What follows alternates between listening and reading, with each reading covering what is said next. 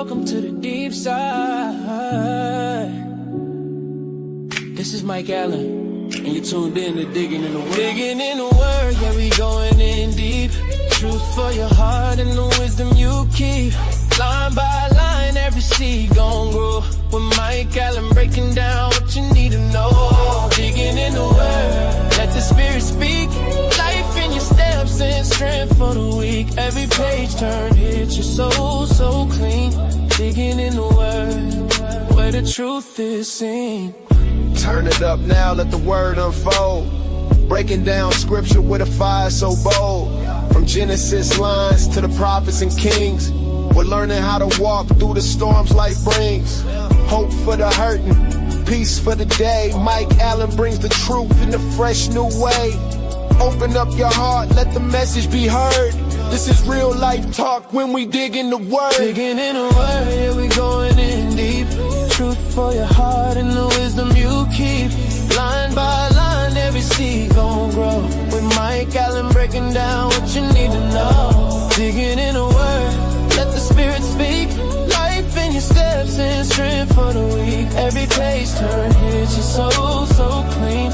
Digging in the Word, where the truth is seen. Bible in your hand, mind locked in place. Truth on the mic, this is food for your faith.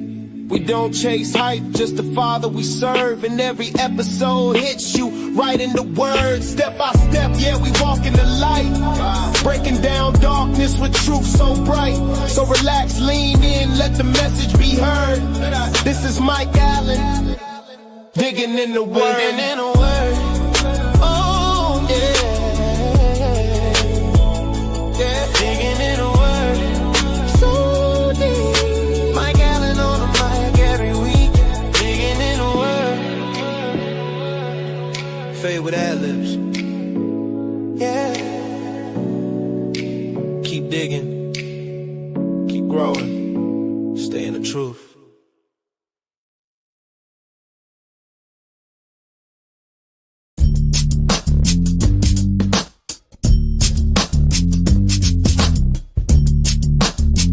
Don't forget to like this video if you like it, click subscribe, click notifications for future contents, and don't forget to share it with a friend.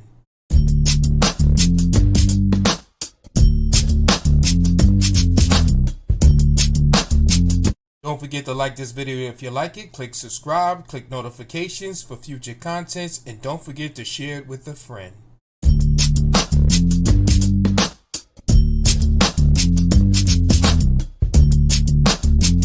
Don't forget to like this video if you like it, click subscribe, click notifications for future contents, and don't forget to share it with a friend.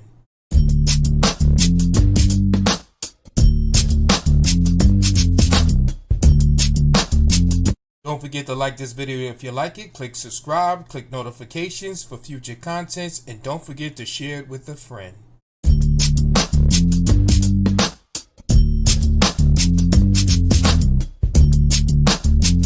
Don't forget to like this video if you like it, click subscribe, click notifications for future contents, and don't forget to share it with a friend.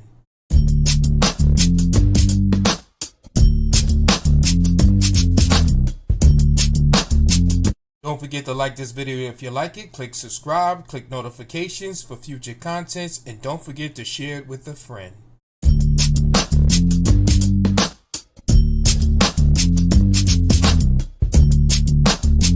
Don't forget to like this video if you like it, click subscribe, click notifications for future contents, and don't forget to share it with a friend.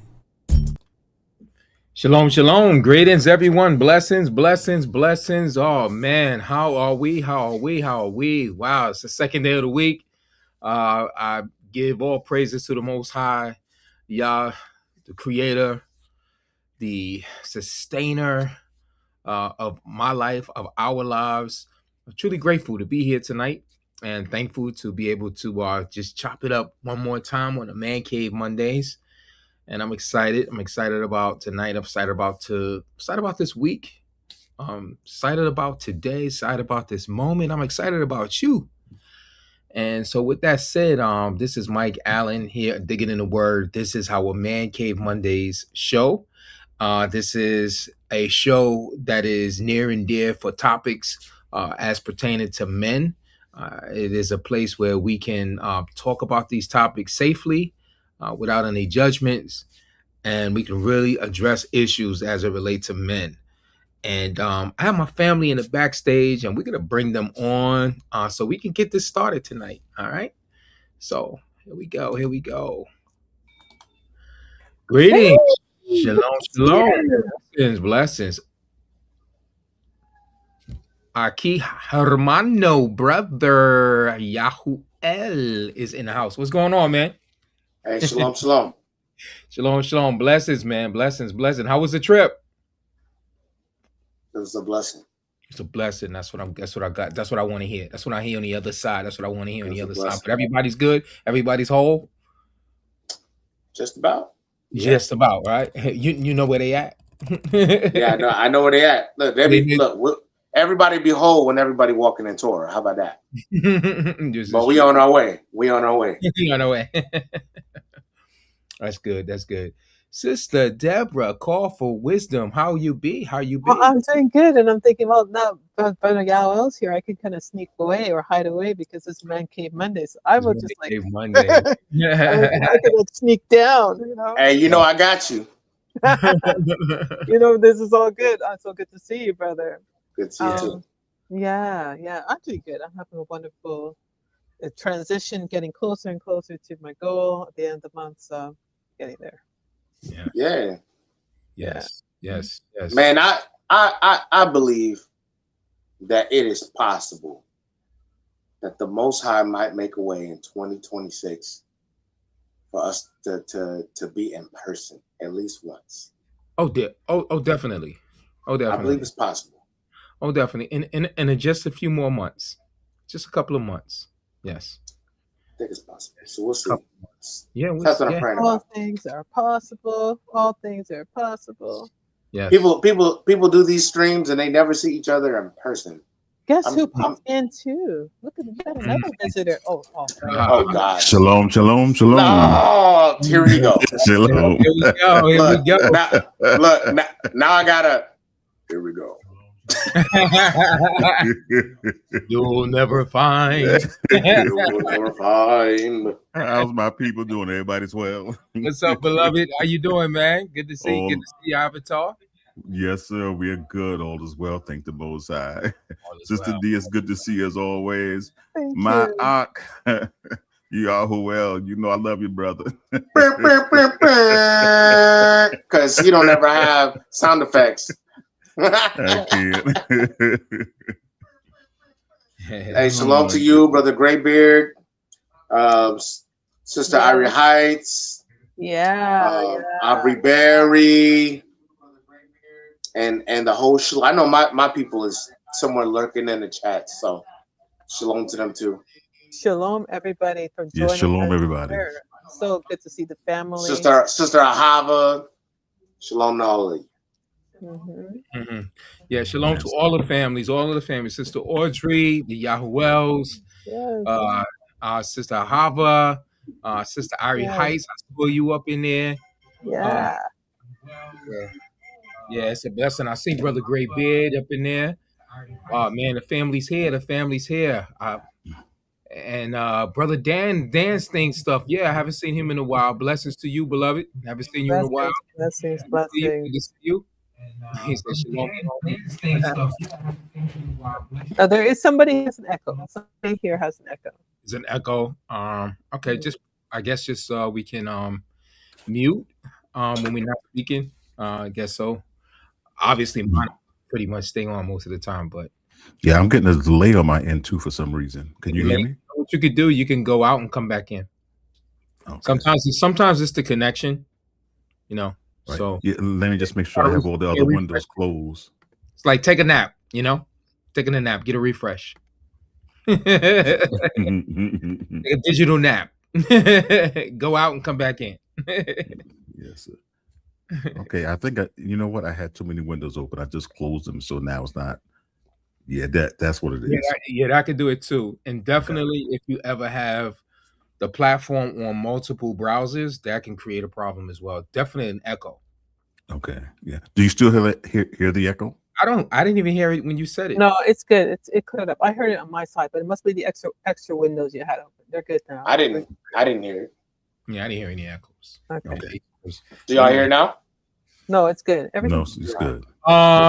Family in the chat, are we all sounding good? Are we all sounding good? Can we get a thumbs up, or can we get a number one letting us know that everyone is sounding good up here on the platform before we get into this? Appreciate you guys. All right, call for wisdom. All right, Brother Great Bear. All right, no echo. All right, 5 times 5. Also, lucky. All right, good. All right, great. Love it. I love it. I pray that we are having a wonderful feast. Those of us who are on different calendars, if you like myself, Sister Deborah, we finish actually the feast of unleavened bread tomorrow. Tomorrow's our last high Sabbath, and it's been a wonderful time, been a blessed one. Just got finished eating some matzos, but it's been great. It's been great. Very reflective. Just one thing about when we strive to keep his commandments, when we strive to do those things that are pleasing to him, we strive to do things with good intentions, right? To please him. It notches up the relationship in so many ways. Just like praying, like just making a consistent effort of praying, a consistent effort of getting into the word. There's this experience of the relationship that you have with the Creator, with the Most High. It gets further ignited and fueled, primed, and it's a wonderful thing. It's a wonderful thing to go on this journey of getting closer to the Most High Yah. And gotta say, man, this is wonderful. I'm loving it. I'm loving it. But I pray you all are having a blessed one, or have had a blessed one. Those of you who already finished your feast. With that said, we're gonna get right. How you doing? Did we ask Brother Ed here? How is he doing? How you doing, Brother Torah Polish? How you doing this evening? We're doing well. Thank you for asking. I pray everybody is doing well. Yes, Brother Mike, love you, brother. Man, this has certainly been a journey. I thank you so much for even mentioning what has been going on for this feast day. Yes. I've certainly enjoyed it tremendously. There was a lot of things in which the Father was purging out because we were in a new season because of Passover. So I'm certainly grateful for everything that is going on. So everybody just be encouraged, because we're in a new season, a new time, and there are some new things that are about to happen for all of us. Yeah, and so stay tuned. New year, absolutely. Yeah, absolutely. So I'm certainly grateful for that. Yeah, for sure. Can I give a testimony here? There's a testimony from this brother about that here. Broken addiction is feast. 5 days of withdrawal, free and clear. Praise Yah. Sets a liberty the captives. Yes, he does. Yes, he does. Yes, he does. Mm-hmm. He says, take this yoke upon you and learn of me. My yoke is easy and my yoke is light. My burdens are light. Mm-hmm. So when we take the yoke of his commandments, we take the yoke of being under his control, we take the yoke of being in submission to him, that's when we find the liberty. That's when we find the freedom to be set free. And the yoke of bondage, we traded right for his yoke, which is light, and it makes his burden light, and it's a wonderful thing, just to see that, that Yah has just been sitting there just waiting all this time just for us to come, just for us to come. We try to struggle with our own loads. We carry our own baggage, right? And tripping and falling and things falling out our hands, misplacing things, right? Missing appointments, missing this, missing that, right? All kinds of things happen when we carry these loads, right? Get into trouble. But when we release it to him, we cast our cares on him, we find out that he truly cares for us. And it's a wonderful thing. It's a wonderful thing. So let us go into prayer. So I'm going to ask Brother Yahuwah, if he'd be so kind to open us up with a word of prayer. That'll be wonderful. It'll be great. Absolutely.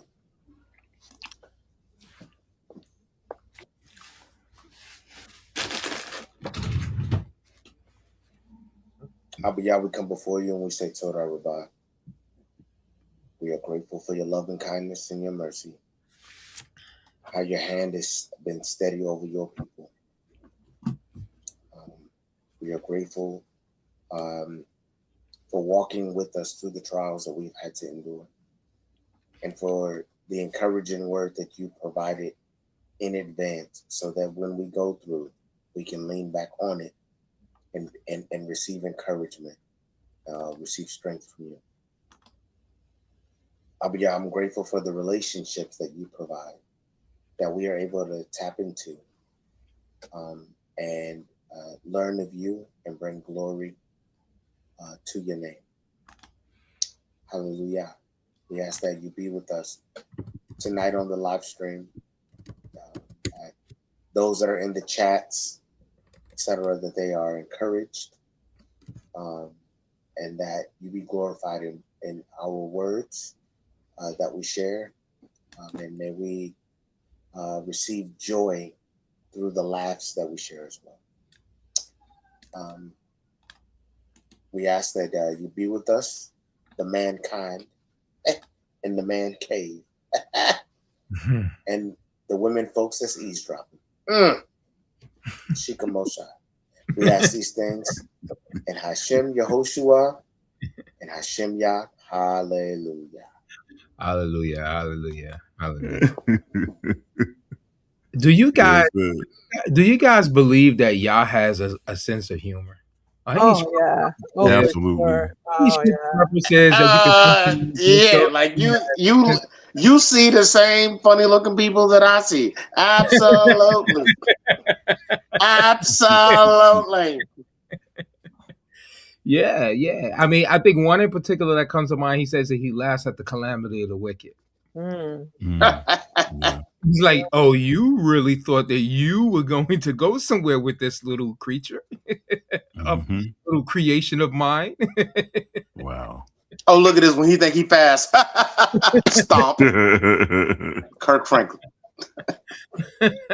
You just got Kirk Franklin. Stomp.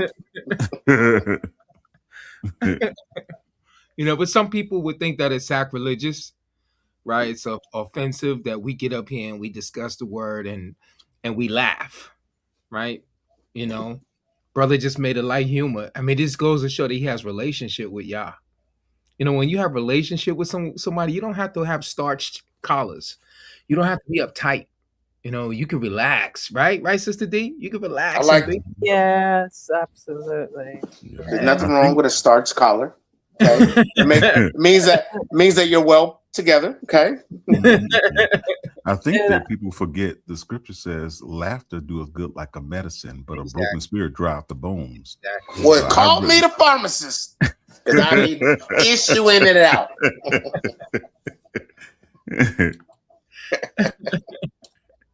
Yeah. You writing out prescriptions all day long, right? Man, jeez. Nah, I don't even be writing prescriptions. I be administering medication. Oh, you give it. No. Take it right here. No, but I don't need it. No. Take this right here. No, I'll take it right here. Let me make sure you take it all in. Yeah, you guys know that I work in a nursing home, and that's exactly what they have to do to the residents. They make Mr. Jones, take that medication right here. Don't go try to, because they try to slip back inside their room. Yeah.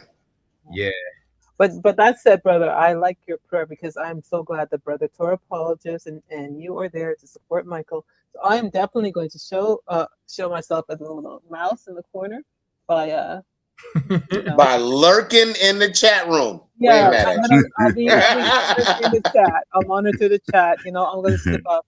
But before we continue, Michael, I did find Brother a TikTok. You did? Okay, great. You want to kick it off with that? Yeah, I'll do that then. Wait, let's segue. Yeah. So let me see if I can share the screen.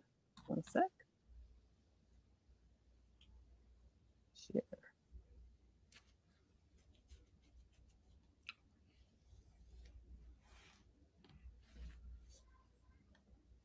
We need like intense music that leads us into. I'll delete us into it. Yeah. Did you not Like see Jaws. it? I don't know why it Dun, didn't dun. show up. So, Dun, dun. it's not Dun, showing dun. on the screen. Oh, here we go. Okay. There you go. There you go. All righty. Okay. And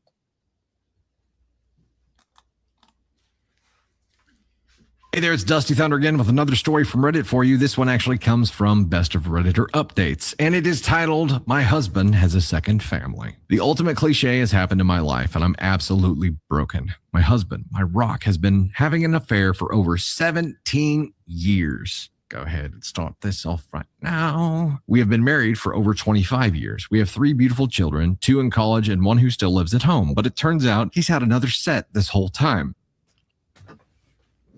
Of kids? Oh, no. My husband is an insurance broker. He has multiple branches over the country, which he spends week on, week off. Turns out his week off, he's been with his other family in Albuquerque, where his other branch is. He's got a fiance whom he has 2 kids with, both in their early teens. I found out when I went to make a new Facebook account, and when I searched my husband's first name, another profile with another last name popped up. And through that profile were links to his fiancés and other kids' Facebooks. My husband is currently with said family, and I know it's him because his most recent post is a photo of him and that other family eating dinner. Among those photos were photos of him kissing the girl and him being fatherly with kids who look nearly identical to my husband. I am absolutely broken. Almost every part of me wants to scream in his face and reprimand him for ruining my life, but another part of me wants to pretend to be ignorant and let it be, because our life is peaceful. He's good with our kids. He's the main source of financial income. He's loving, but he's also all of those things to another family. Not only would I be tearing a gaping hole into my family, I'd be opening up a vortex for them too. My heart is in shambles. I've never cried so much in my life. My youngest son is currently on a graduation trip with friends, and I'm alone till my lying, cheating bastard husband comes home. My life is absolutely wrecked. It's literally a movie plot. I'm hoping he'll just come home and it'll be a big misunderstanding why he's kissing a woman with a ring on her finger. I don't know what to do anymore. I'm tempted to pack a bag and just leave. I can't be in the home where we've raised our kids, where we spent every Christmas for the last 26 years, and where I've been alone on New Year's taking care of our babies while he works his ass off. I just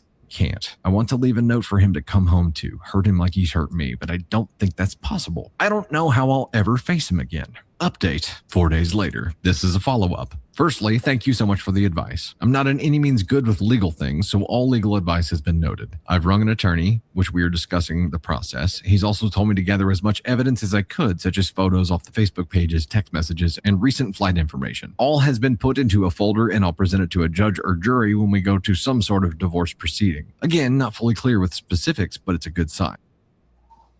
Wow. well, should I continue? She's making plans now to divorce the man, but He's making plans. So let's continue. pause right here. No, let's pause right here, Okay. then we can go. Okay. We can go a little bit further because I think there's a few things to unpack in it. What do you guys see in this? I'll default to my eldest first. I'm still processing this. Right. Yeah. I mean, one of the things that. Go ahead. No, go ahead, sir. Okay. No, one of You're the things that stands out to me. You know what? I think that I'm just playing. I'm just kidding. We're gonna put Brother Yahoo in timeout. Do what you got to do. He needs to go. He needs to go to the room. Oh my goodness. Yeah. My man said, I'm going to need you to exit and come back in. Yeah, but now the thing that stands out to me in this video is the fact that when she, in her thoughts as she was venting, right, she had a moment when she recognized nothing was missing and nothing was broken.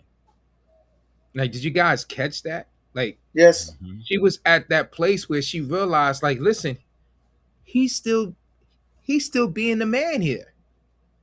And quite obviously, he's the man here. He's more than likely he's the man wherever else he's at. You know, he's still providing, the kids are still taken care of. He's doing his job.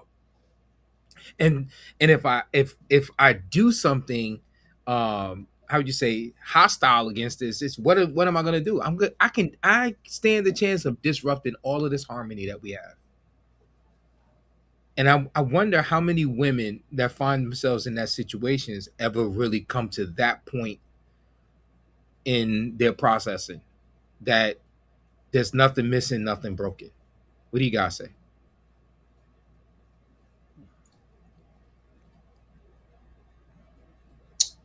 Jeopardy. Doom, doom, doom. At the end of the day, she still went ahead with a lawyer. Yeah, brother Graybeard said, yeah, definitely. She still went ahead with a lawyer, right? But she didn't listen to that inner voice that told her, like, listen, I don't necessarily have to break this up. I don't necessarily have to bust this up. You know, and it just goes to show, you know, like how you see the cartoons, you got one angel on one shoulder and one demon on the other, right? You know, she gave all the reasons why she should not break up the family, then did. Yeah. At the end of the day, he had choices to make, right? One choice is reveal his whole family to his whole family. I mean, that's always an option. Right. Rip the Band-Aid off, so to speak, and be like, surprise, I gave you what you always wanted. A brother. Right. A new car. right. Simultaneously, I mean, he has the exclusive right to, you know, operate from what he perceives to be the best interest. And if the best interest is to leave well enough alone and maintain them from, you know, separate things, separate homes, etc., I mean, that's his prerogative. The problem is that we live in a world, in a society where that's not politically correct or appropriate to have a shadow family, if you will. Because everybody has this expectation that everybody should live out in the open. And there are so many people with secret lives. It's kind of sad.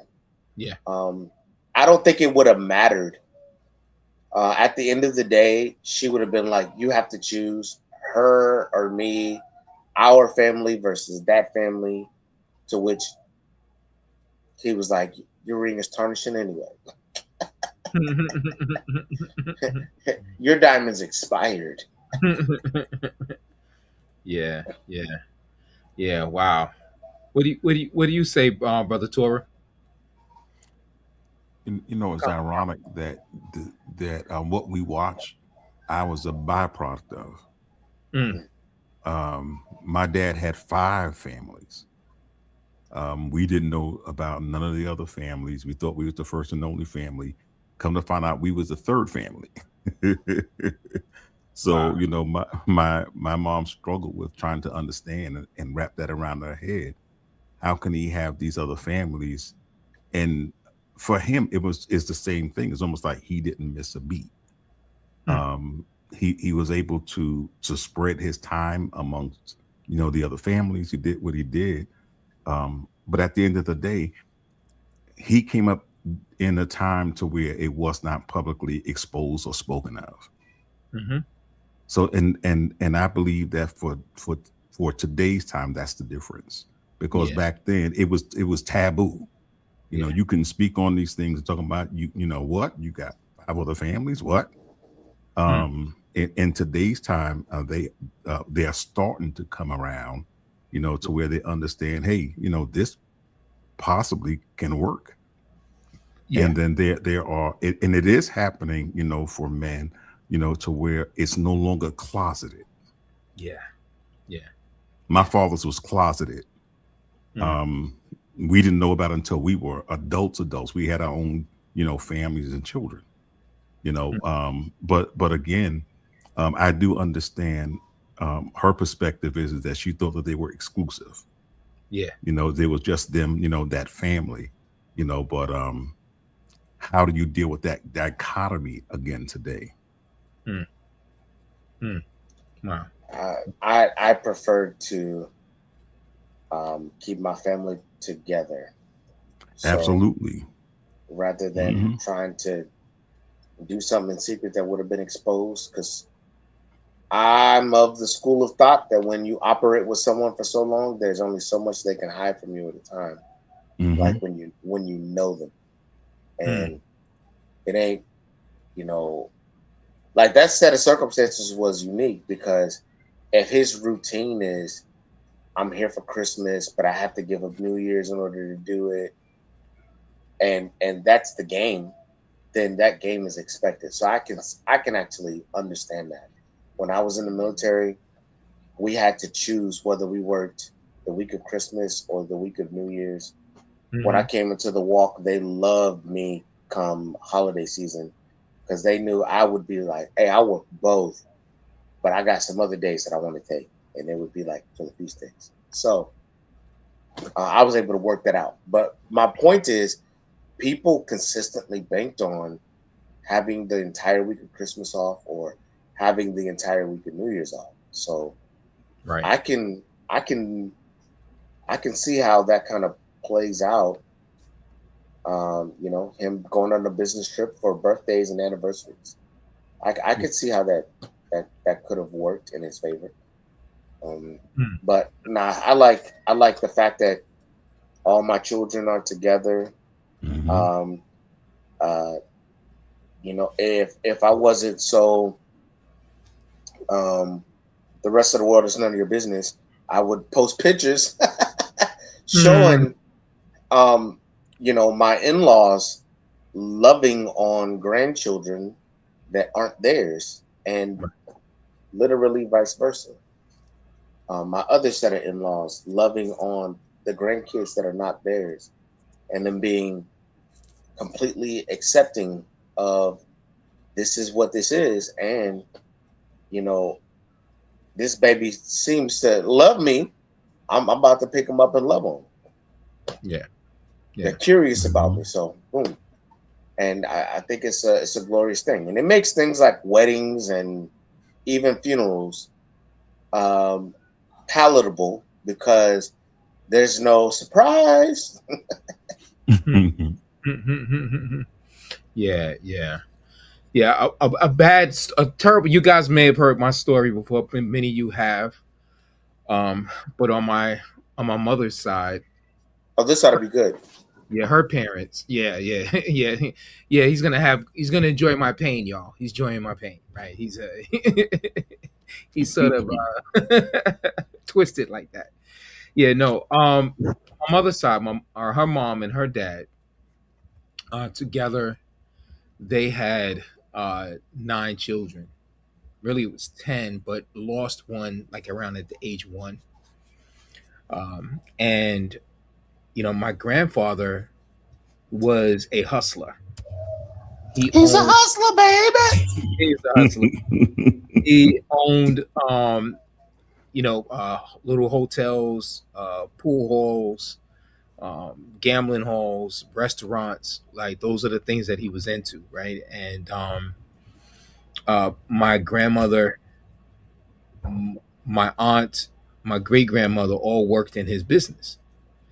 And he had a relationship. He was much older than my grandmother. And they developed a relationship, and they had all these children. But he was married. He had a wife, state sanctioned wife. They lived up the street from the restaurant that my family worked at. And it came to a point that my grandmother and him separated. My grandmother moved to New York, and then he eventually got sick. He was taking care of his children, but then he eventually got sick. And when he got sick, he died. And he had a brother that he put through law school. And this particular brother swindled my grandmother and all of her children out of any form of inheritance. Because Nothing was in her name, right? And she knew that, you know, her children's father, or you could say her husband, because my grandmother, we class her, we know it here, she was a concubine, right? And she worked in his business, and yet he was the father of her children, right? And so she knew that he had things that he was intending on leaving for her children and her behind, but that all got spoiled because the brother, you know, took advantage of the situation and that she wasn't protected by the state. And so that's kind of like the an ugly story, you know, a horrible story, you know, but that's what happens in this prescriptive monogamy world that we live in. You know, that family that's in the secret stand to lose a lot, particularly the children, right? They stand to lose a lot, right? Because especially the wife that may have the license or the credentials, or she may be the first wife, she may have a lot of sway to cause that man to influence that man to neglect his family. Yeah, it's very treacherous, you know. That's why you gotta choose your wife or wives wisely. Wisely. Yeah, Absolutely. yeah, yeah, yeah. And the history is that the wife that he had no children by this woman. So she apparently she was barren, and so all of his children were fathered through my grandmother. Yeah. Wow. Yeah, so that's my little story. Sister D, you have another clip for us? Is she still there? She stepped away. All right, I guess You we said No, take a I'm nap. still there. She thought you was talking to her.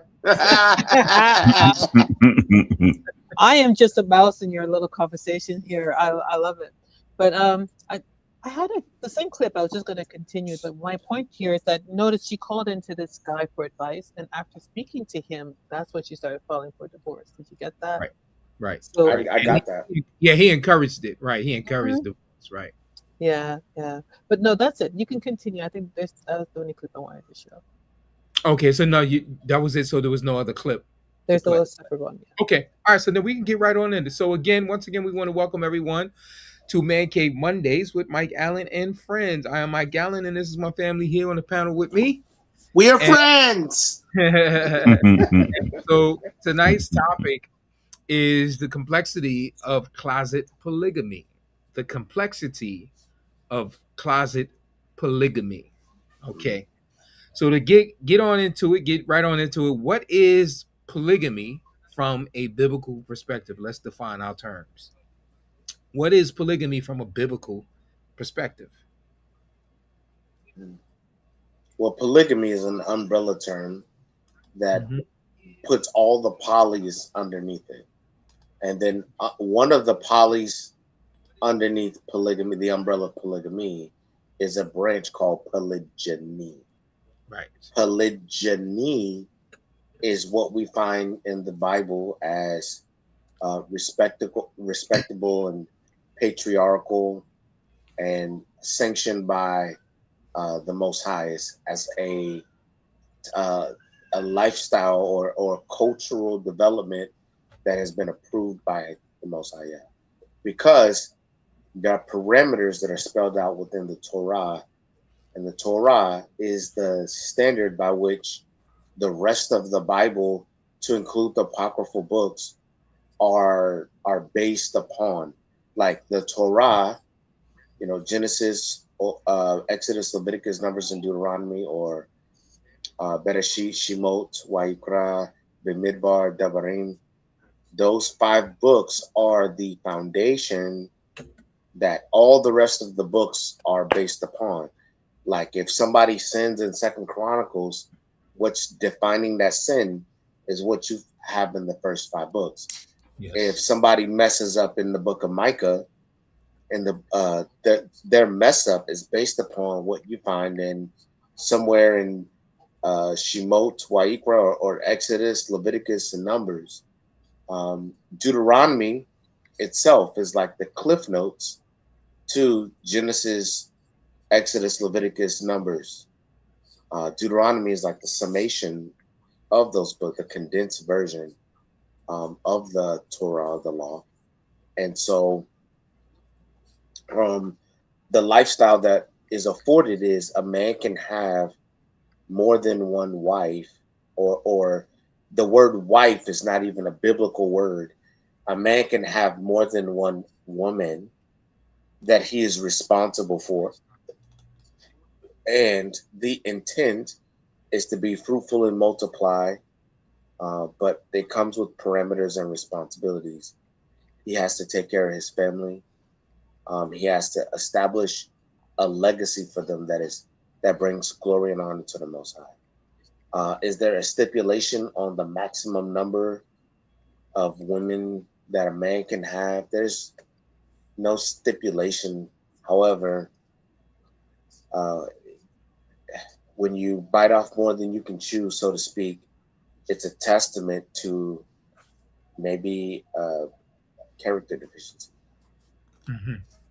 Character deficiency. Oh, well, that's why we are here tonight, because we want to delve into this idea of being a polygamist that's in the closet, right?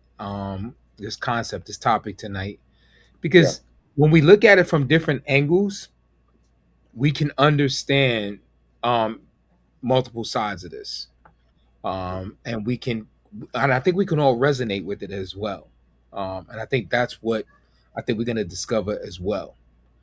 But okay, so here's what I have. Biblically, this is polygyny, one man, multiple wives. It is presented as a valid marital structure used for building the house of Israel. So when we talk about biblical polygamy, right, we're really talking about polygyny.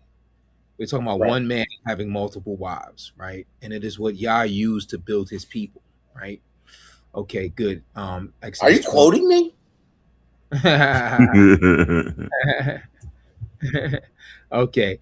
So next question. What is meant by the modern phrase coming out the closet? What does that mean?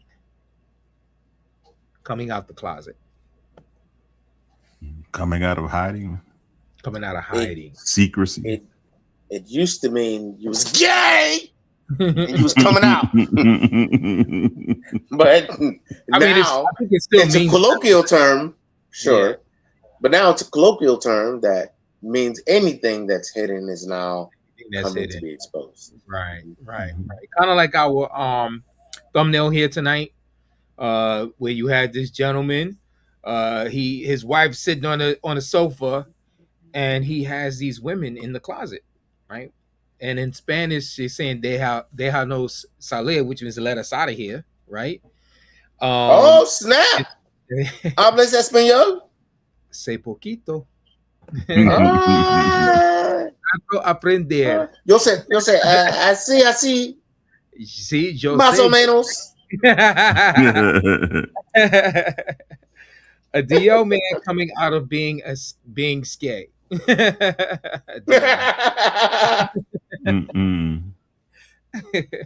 Yeah, but yeah, I mean that's basically what you have here, right? You have this idea of, you know, a man trying to hide, you know, this aspect of him that he's afraid to bring out, because obviously there's a level of fear, because whenever people hide something, right, they're afraid, right? They're afraid of it being exposed for whatever reason, right? Okay, good. All right, so and this is what I had here. In modern context, it means revealing a suppressed identity or lifestyle. For the polygynous man, it means moving from a private conviction to a public or semi-public reality. Come on. Yep. Okay. All right. So, what is the statistical reality of men desiring multiple women? You guys want to take a guess at that? What percentage of men desire multiple women? Oh, it's going to be like 10% of men desire multiple women. 10% of men desire multiple women. Okay. Yeah. All right. Brother Torah, Brother Great Bear said 95%. I'm going to keep it I was going to say 80. You going to say 80? Oh, listen. Listen, I don't know where y'all guessing y'all's figures from, but the modern sister can't handle multiple of those. And think about it. If every sister want a 6-figure man, I mean, you got to be in the 200,000s to be able to accommodate 2 modern women. You see what I'm saying? So like you got to qualify with the type of woman you're referring to that men want multiple of. Mm-hmm.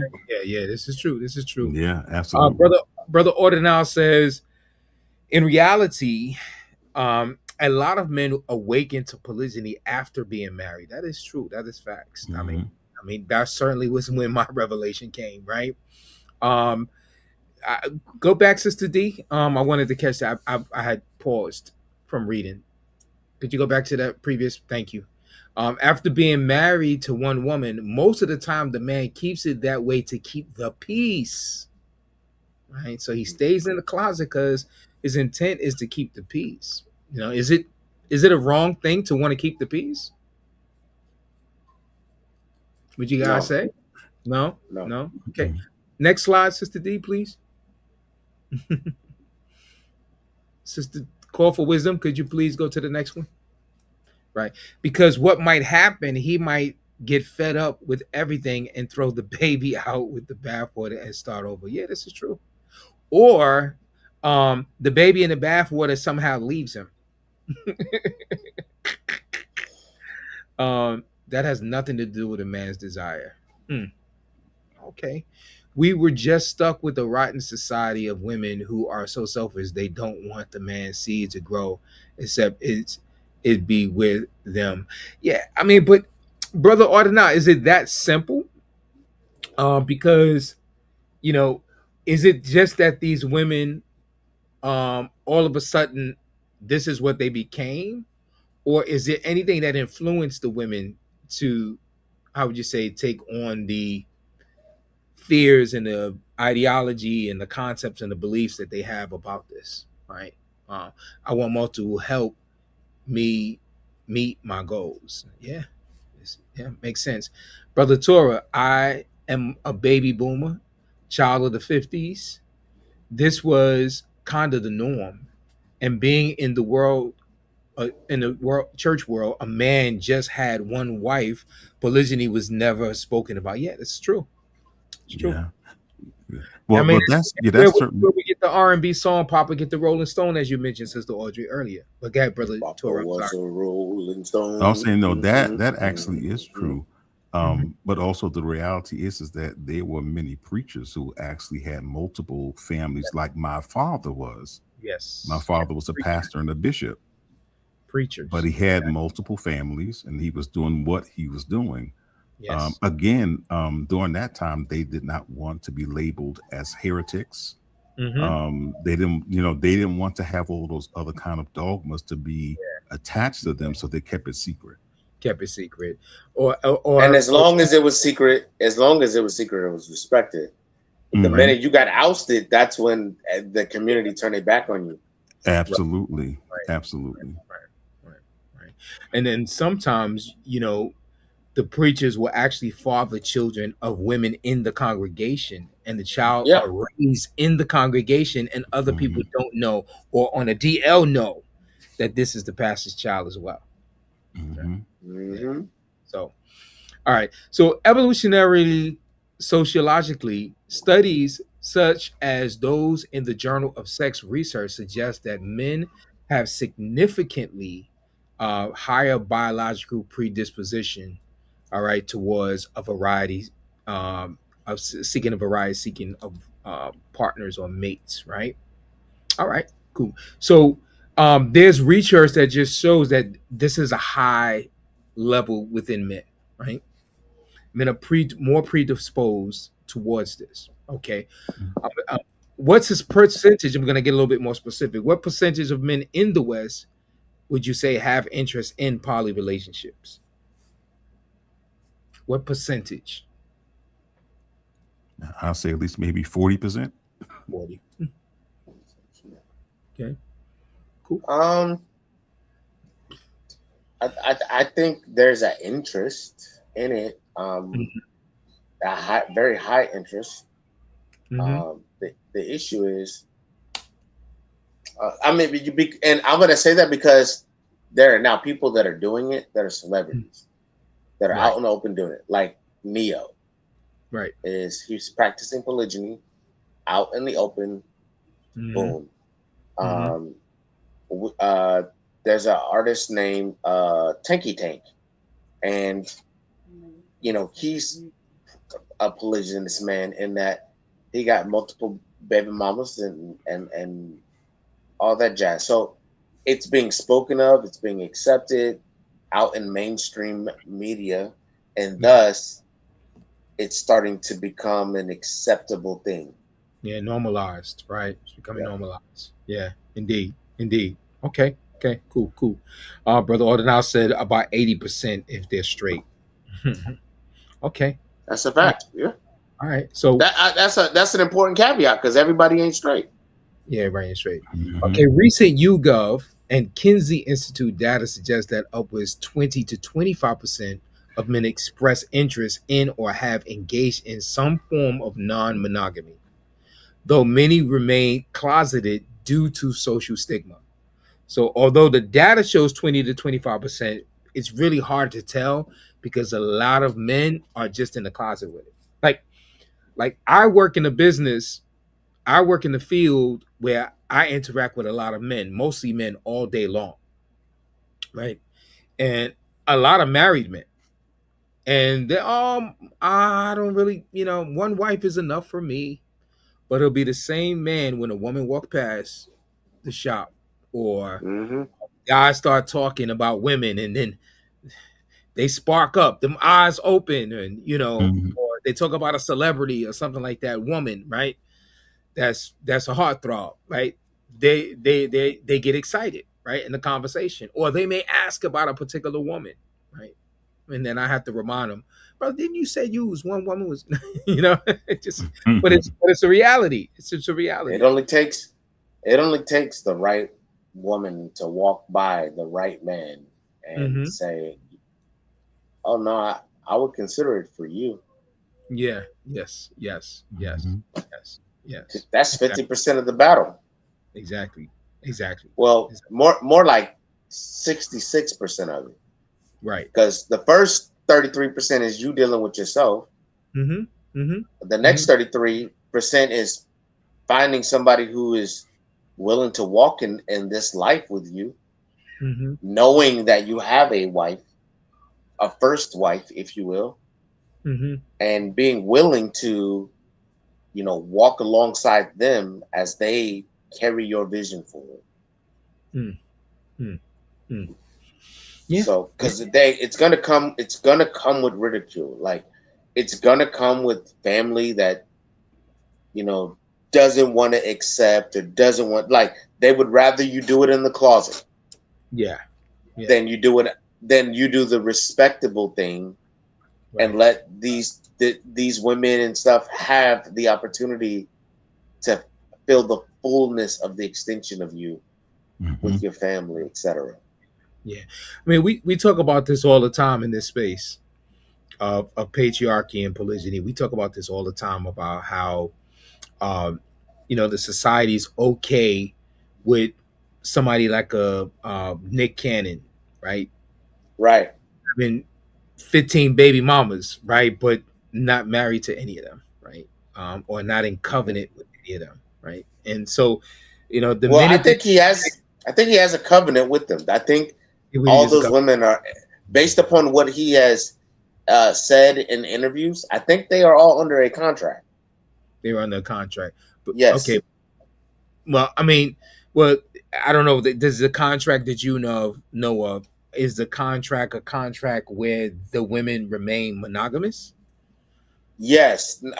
He said in an interview that he's done, if I, forgive me if I'm misquoting him, but he disclosed that they are monogamously belonging to him. Yeah, right. Devoted to him and the upbringing of his children. And they can't be out here in these streets. Right. flapping their gums about the private things that happen in the homes that he's bought for them. Right. Yeah, well, I know that's certainly the what's laid down. Elon Musk. What? Yeah, Elon Musk has multiple wives. Like he actually built compounds where he has like maybe like 3 of his women and children on his compound. Yeah, Elon Musk. Yeah. So yeah, but what's his name? Neo has said that that's pretty much what, like, all of his women has to get like 4 or 5 women. They each have to be monogamous. They have to agree to that. Yep. Yeah. Monogamously belonging to him. Who right. polygynously belongs to them. Okay, so we did that one. So what are the indicators in porn regarding to Western men's interest in multiple women? So does porn, and if so, what are the indicators within porn, right? In regarding Western men's interest in multiple, what are the indicators in porn? So when you think of porn, what are the indicators in porn concerning Western men's interest in multiple women? Torah apologists? Mike Allen. I'm not afraid. Threesome, right? Yeah. That's it. Threesomes, cheating, right? There's porn skits about that. They have polygyny, right? They have group sex, so they have, a free for all, right? So yeah, this whole idea of multiple women, you see different categories of porn that emulate or show that or reveal that there is an interest that men have in multiple women. Right. Okay. Here's what I have here. In porn, you see threesomes, you see harems, you see sister wives. Categories are consistently in the top 10 search terms globally. So that means out of all of the searches, the top 10 of the searches has something to do with a man's interest in multiple women, right? Globally. And this is not just in the US, this is globally, showing that while the closet is locked, the desire is rampant.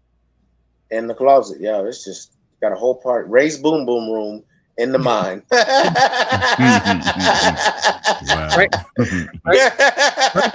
there on the Android phone.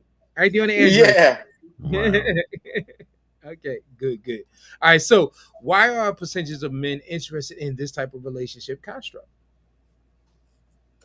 So why are men interested in multiple women? Why are men interested in this type of relationship construct? Yeah, because it may be natural to them. Really, the pizza delivery driver. You were saying, sir? It's not the police guy. Yeah. What'd you say? What'd you say, Ak? Okay, you said something? I was just going to say the same thing, that it is actually in their nature. It's in their nature. Yeah. The way we are wired, it is perfectly natural. Yeah, I'd agree with that. I'd rock with that. It often stems from a desire for a larger legacy, a more robust helpmeet structure, or a biological drive to provide and protect for more than one branch of a family tree. So it's deep within our genes, right? Right. That we have this coding, this DNA coding that drives us to enlarge, to branch out, to multiply. It's encoded within us, What factors influence men to hide in the closet with their desire? So what are the reasons why men hide? Fear.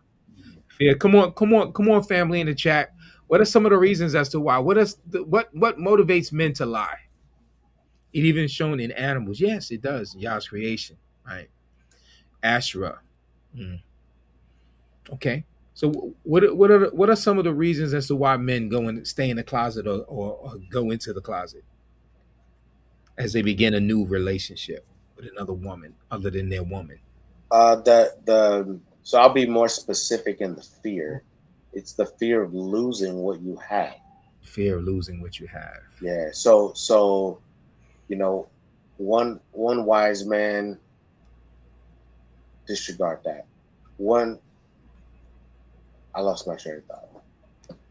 I'll let it go. All right. Quota Pfizer says, fear their wife will leave and take everything. Women have a lot of power. They have a lot of power in this society. They want to keep the peace in their home. I'll rock with that for sure. They want to keep the peace in their home. I think they have a lot of power, period. Like, I don't think it's this society. Like, you got to think, Emma Sarah had to be extremely presumptuous to tell Abba Abraham to get rid of this woman. Look, not just get rid of her and her son. Like, so that's pretty presumptuous. Yeah. Or that was a level of love and respect that he knew that when, she would suggest a thing, it's something to be considered. But even in that, he was like, and the Most High intervened and made it known, like, yo, what she speaks is the truth. And he yielded to what was said.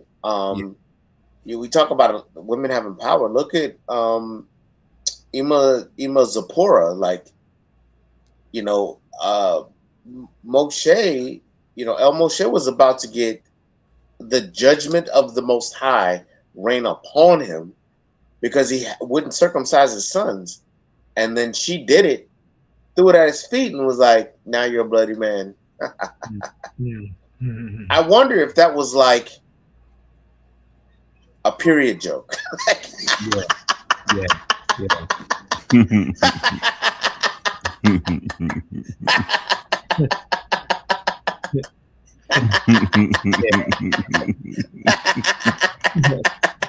Sorry. It's all right. It's like, get it out. Family court. Yep. Yes. You all know these women won't participate because women by nature are selfish and jealous. They in essence want to be your God. Yeah, it's true. Somebody should write a book about that. She saw the danger inherent in the other boys. Take the woman off the pedestal.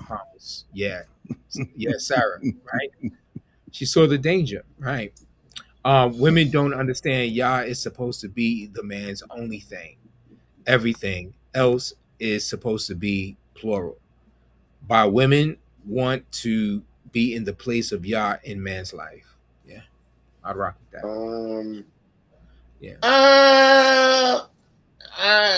I'm gonna say some women. I don't think all women think like that. But I do think that it's what is presented in the modern culture. It's an overgeneralization, but again, we're talking about a man who is choosing the closet because he knows the woman that he has, right? And I think that will fall into the category of what the brother is talking about. He knows that his woman is going to have beef with it, right? He knows that, right? And this is the reason why he chooses the closet, right? So there is that fear of the legal repercussions, the fear of losing the access to the children, and the cancel culture of modern secular and religious society. And that's another thing. Like, you can lose your job, you can lose your career depending on what it is, right? You can lose your reputation, right? You become poorer. Even in the Torah community, my guy. Yeah. People will cut you off when they find out that you have multiple wives, even though they're claiming to live by the Torah and it's in the Torah. Right. Their mind can't get past, church culture in that he made Adam and Eve, and that's it. That's it. I'm like, well, they was also walking around naked and they was only eating fruit. So how far you want to take this?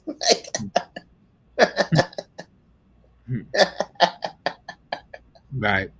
Hey, here's another question that's kind of interesting, and it's going to take a little bit more introspect, right, to kind of like tackle this question. Yeah. What are the signs of a polygynous man that is closeted? What are the signs of a closeted polygynous man? What are the signs? How can you tell one? Can you tell? Can you smell one when you see one? What are the signs? Come on, audience. What are the signs, family, of a closeted polygynous man? Hiding his other families. Hiding his other family. But what would be the sign? Nah, not the sign. We can see, Yeah. I got you.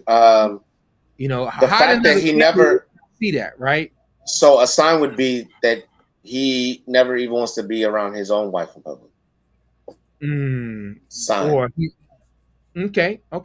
That he would never ever want to be around his own wife in public. Okay. Like he would prefer to be his second wife. No. Period. Think about it, right? Because you still got women who on the fence about polygyny, right? Mm-hmm. And so you're like, well, I can fix that. If she doesn't know about the first wife at all, I can rope her in, and then when the reality is revealed, I mean, she got to make a choice at that point. Right. Their brother's doing that. So if he is has this appearance of being exclusively alone, well, I'll give you an example. This past weekend, I went to a funeral in my hometown of so-and-so, none of your business state. So I go to this funeral and they have the repast, and I'm like, no, I'm good. I'm going to leave. But a really good friend of mine was like, please just stay 30 minutes, please. So I go inside, I sit down. I invited my family to come with me, but they chose not to come to the funeral because they didn't know the person that had passed away. They had no like experience with them like I did. However, in-laws and stuff like that were available and trying to take advantage of redeeming the time to see them. So while I sit down, and as a, I don't even know what to call it, showing love to my friend who, lost his relative, a young lady who, back in the day, they was trying to hook me up with her. She literally comes and sits down beside me. And then her parents come sit down beside her, sitting across from each other. And it was that, so what do you got going on with your life? And obviously, I don't wear wedding bands. So, I had to, make a little joke with my friend and was like, hey, how many children do you have? And he was like, he got 6. And I was like, oh man, you got to catch up. I got 9. And that was all I needed to say. And they was like, oh God. So I that ended that. Oh, he looks single. He's retired from the military, whoop-de-woo. This will be perfect for you. It ended that thought, but it did ignite curiosity, to which they began to ask questions about my family, etc.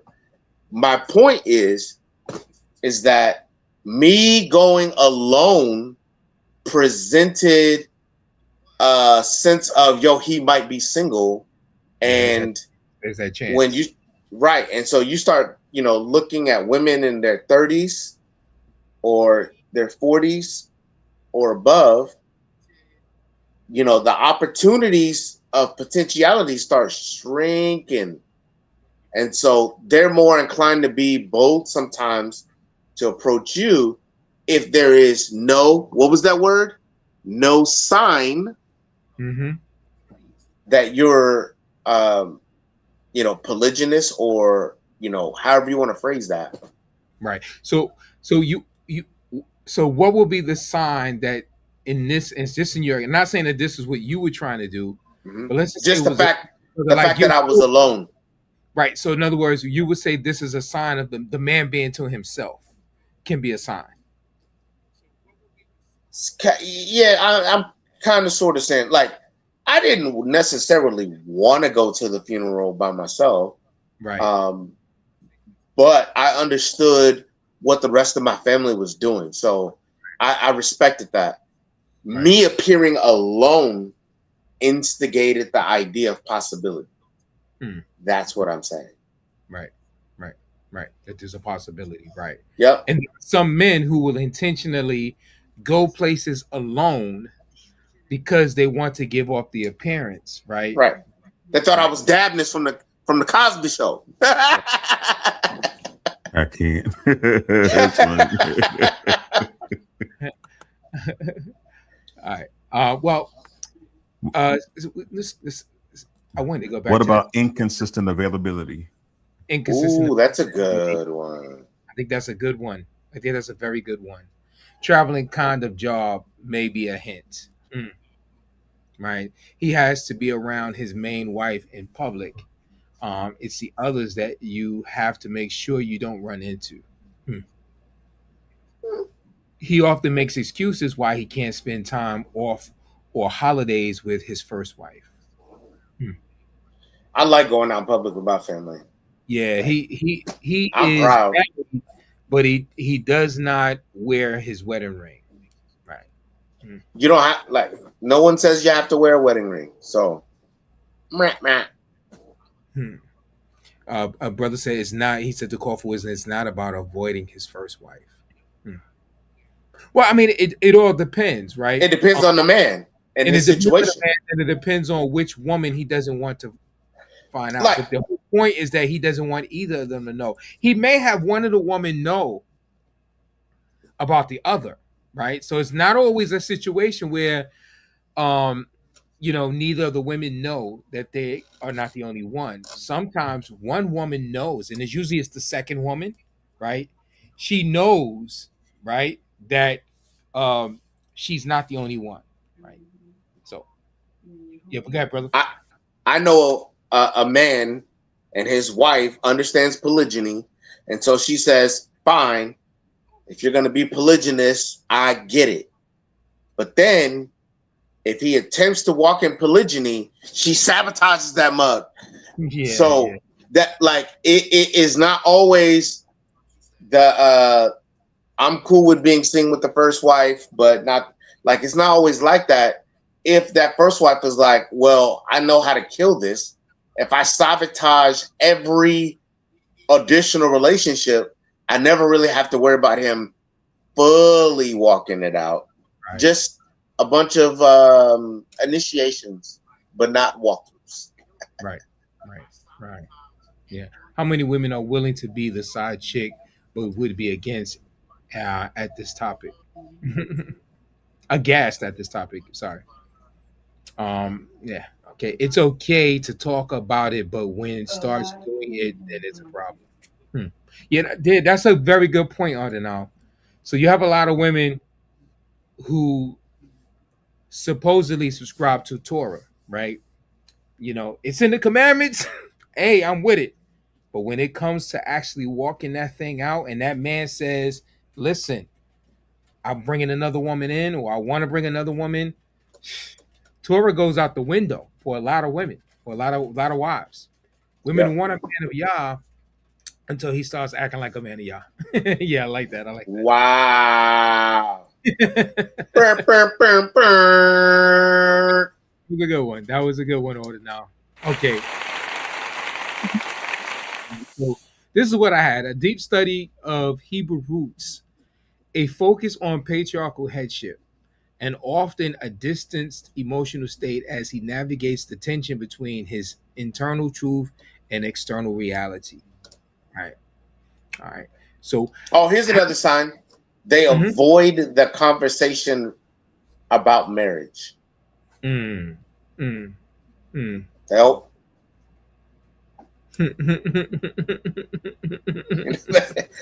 Neil. Okay. So how does society and the church influence men to be closeted? Lack of acceptance. Lack of acceptance. Mm-hmm. What do you say? What do you say, Brother Torah? No, I was going to say the same thing. It is it's a deep rooted lack of acceptance. Absolutely. Hostile. They're hostile. Hostile and visceral. Visceral. Yes. Yes. Like a Because root of the church, vipers. because the church is very gynocentric. Mm-hmm. Yeah. Very gynocentric, right? In nature, right? Okay. What do you guys say over there? What's that? Yeah. A lot of women say they don't want poly, but want to sneak around without the first wife knowing. Not a lot of men say. Not a lot of women. Well, this is women, you know, taking on, dare I say, like man culture. You know, seeing if I could take you. You know, it's like a badge of honor because I got you. Mm-hmm. Mm-hmm. Yeah. So feminists for both society and churchianity, they can't wrap their head around it. Yeah, it's true, and they don't accept Torah. Right. Right. It doesn't accept Torah. All right. So yeah, they discount the whole Old Testament altogether, and it's like what Paul said. Paul said, right. The church often labels this adultery, despite the lack of Torah prohibition. Society labels it misogyny. The pincer move forces men into silence to survive. And that's the key. Like, you know, in order to make it as a man, like, you know, you got to be silent, you know, and a lot of things when it comes and it relates to the church. So men are kind of grown accustomed to being silent. Like I've literally visited churches where you see 100 women and only 3 men, and the men have no voice. No voice. Right. Okay. So what are some things women do that influence him to stay in the closet? What are some of the things that women do that influence men or their man to stay in the closet? Threat of exposure. Ooh. Yeah. Threats of exposure. Exactly. Okay. All right. Okay. All right. Good. Anyone else? Threats of divorce, gatekeeping, right? Emotional manipulation, right? Gaslighting. Gaslighting, right? Walk around with an attitude all day. Yeah. Emotional manipulation. Brother Great Beard, a lot of people may not be familiar with this because they might not be old enough, but he said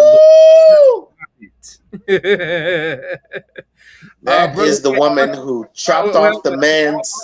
Hold on from Brother J. Lutch's comment. Shalom, Brother J. Lutch. Brother Torah Polish. Yeah. Who is Lena Bobbitt? Lorena Bobbitt. Lorena. That was the lady that found out that her husband was what they call cheating, and she cut off his manhood. She chopped off his manhood. He threw it in the bushes, and the dog got it. The dog got it. But they was able to find it and sewed it back on. Oh gosh! And the ironic, now we call him Frankie. Frankenstein. But the ironic, look at old Frankie over there. But the ironic thing is that he wound up in porn. He did. He got his porn name is Stitches.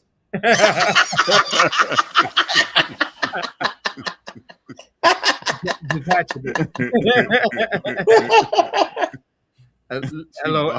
Hey, what up, Stitches? He ended becoming a porn star. I guess he didn't work too well. Yeah, quite well. Is that old Snip over there? He got a medal from her home country too. Yeah. Wow. Yeah, it's crazy. That was a crazy story. That was back in the 80s, right? Yeah, late 80s, early 90s. Yeah. So the threats of divorce. Oh, yeah, Jay Lutch. He says take his children away from him. Yeah. That's one of the reasons why, a men, they are reluctant to come out, right? You Yeah. know, threats of divorce, gatekeeping, the children, emotional volatility can make a man realize that opening the closet would destroy the peace of his home. Okay, here's the next question. Were there closeted polygynists in the Bible? And can you Yes. find one example at least, or can you find an example or examples, right? You closeted polygynists in the Bible, right? A woman Yep. would threaten to divide the house, yes. Ardenal says no, there is no examples of it. Were there closeted polygynists in the Bible? Can you find a biblical example?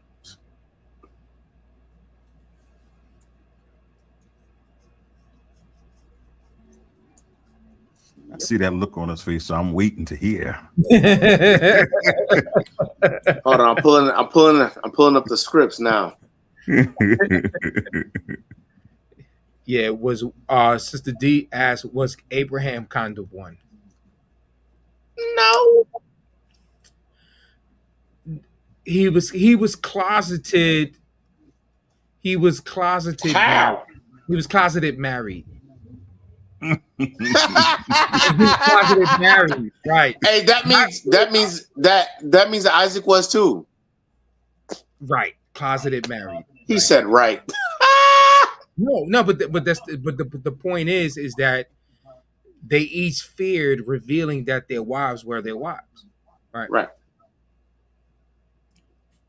Yeah. Well, that was under the threat of losing their life, wasn't it? Losing their life. Right. Well, I mean, listen, that's how men feel in this society, right? Mm-hmm. They feel that they'll lose their whole life if they come out the closet, right? Yep. What we're dealing with is a very heavy Eurocentric society that our people never had to deal with before captivity. Facts, right? Brother Yahweh, did you come in? I'm looking it up. Send Well, let me Judges. While you doing that, I'm gonna pull up the text that I have. Genesis Judges. 12, no, Genesis 12:11 to 12. Abraham asked Sarah to hide their true marital status for the sake of his safety. This is a direct example of using a closet to protect the life of the leader and the house. And then you had the Davidic discretion. Before David was king, he had multiple wives. I always get that name chopped up. Ahinoam and Abigail. While on the run, he had to keep his household low profile to avoid the wrath of Saul. He had that low pro. Yeah.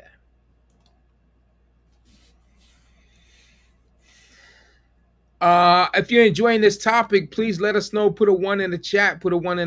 Is this a interesting, delightful, enjoyable conversation that we're having here tonight? Put a 1 in the chat, please. Put a 1 in the chat.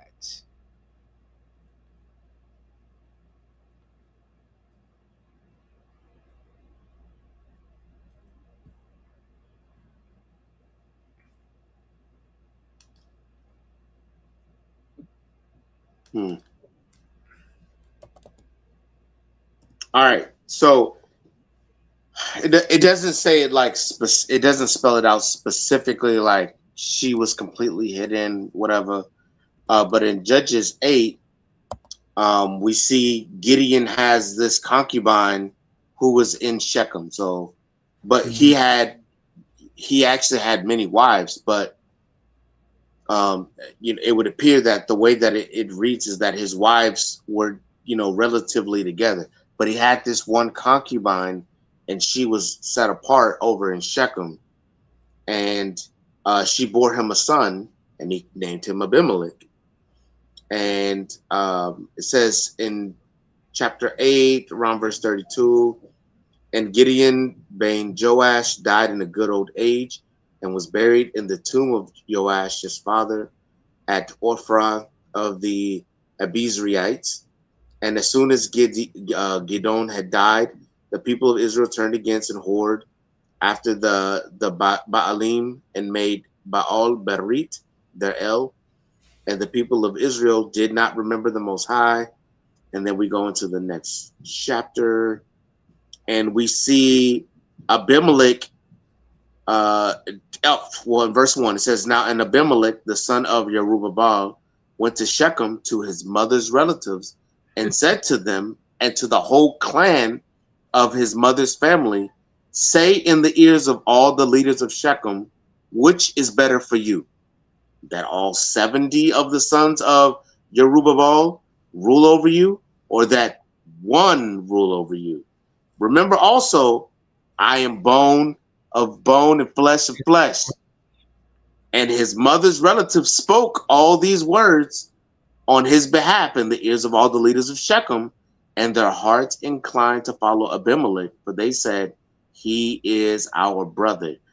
And they gave him 70 pieces of silver out of the house of Baal Berit, with which Abimelech hired worthless and reckless fellows who followed him. And he went to his father's house at Ophrah and killed his brothers, the sons of Jerubbaal, which is Gidon, 70 men on one stone. But Jotham, the youngest Bane, Jerubbaal, was left, for he hid himself. So you see this situation where one son, the son of a concubine, this woman lived over here in Shechem, not with the rest of the family. Otherwise, it would not have needed to specify that she lived in Shechem. And she had a singular son. And that son, after his daddy died, Gideon or Gidon died, this son rose up and manipulated the people so that he could be the ruler. Because if you go back in chapter 8, if you recall, after Gidon defeats, their enemies, he had the whole fleecing thing. Most High, if you calling me to do this, let the fleece be wet and the ground be dry. And then the next day flipped it. All of that, everybody that's looking down at the water when you send them home, shrunk his army, and then they won. Well, the people had petitioned for him and his sons to be their rulers. And he said, no, the Most High rules us. So when he dies, this one son takes advantage of this opportunity. And if you notice, this son, he operates outside of the 70 brothers that he had. And he kills all of them except one. So I'm saying this gives the appearance of one who was closeted off to the side, not in the midst of the many. And this was the result of that. Right. Yielding. Right.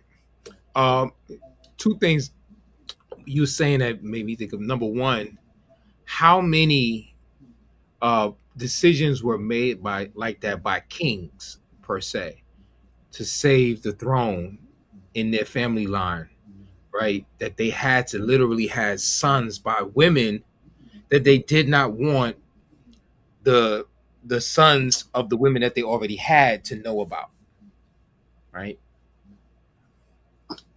You see the comment? She couldn't get a green card. She was not willing because she couldn't get a green card. That's horrible.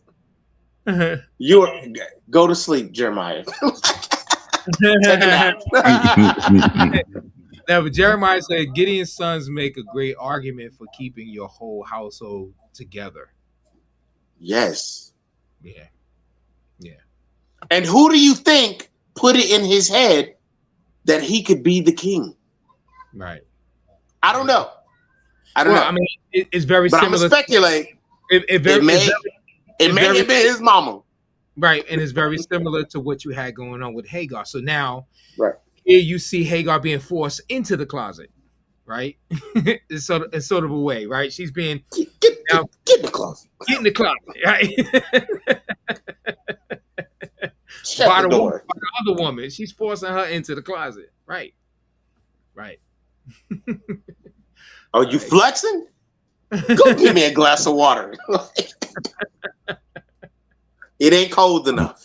Okay, back to the next one. What does the Apocrypha say about the wife versus the man making the hard decision? So you have the man who has this hard decision before him. Am I going to expand my house or not? Right? Okay. What does the Apocrypha say about the wife versus the man or the husband making the hard decision? Okay, so there was a man, at one point in time that I revered to a high degree, and to a very big degree, he has done great things with his family. He had this saying with his sons, and creating legacy and all of that for them. So respect to him for that, right? But he had this saying, and it was that his focus was about retention over acquisition. Because what does it profit him to gain a second and lose his first? And now he just has a new first that he got to do all this work with when he could have maintained what he had. You know what I'm saying? And so it's about, will this situation complement my house and allow expansion, or will bringing this woman in cause what I've already built to be destroyed? And when we see, there were some men like Yehuda, he didn't pursue polygyny that we know of.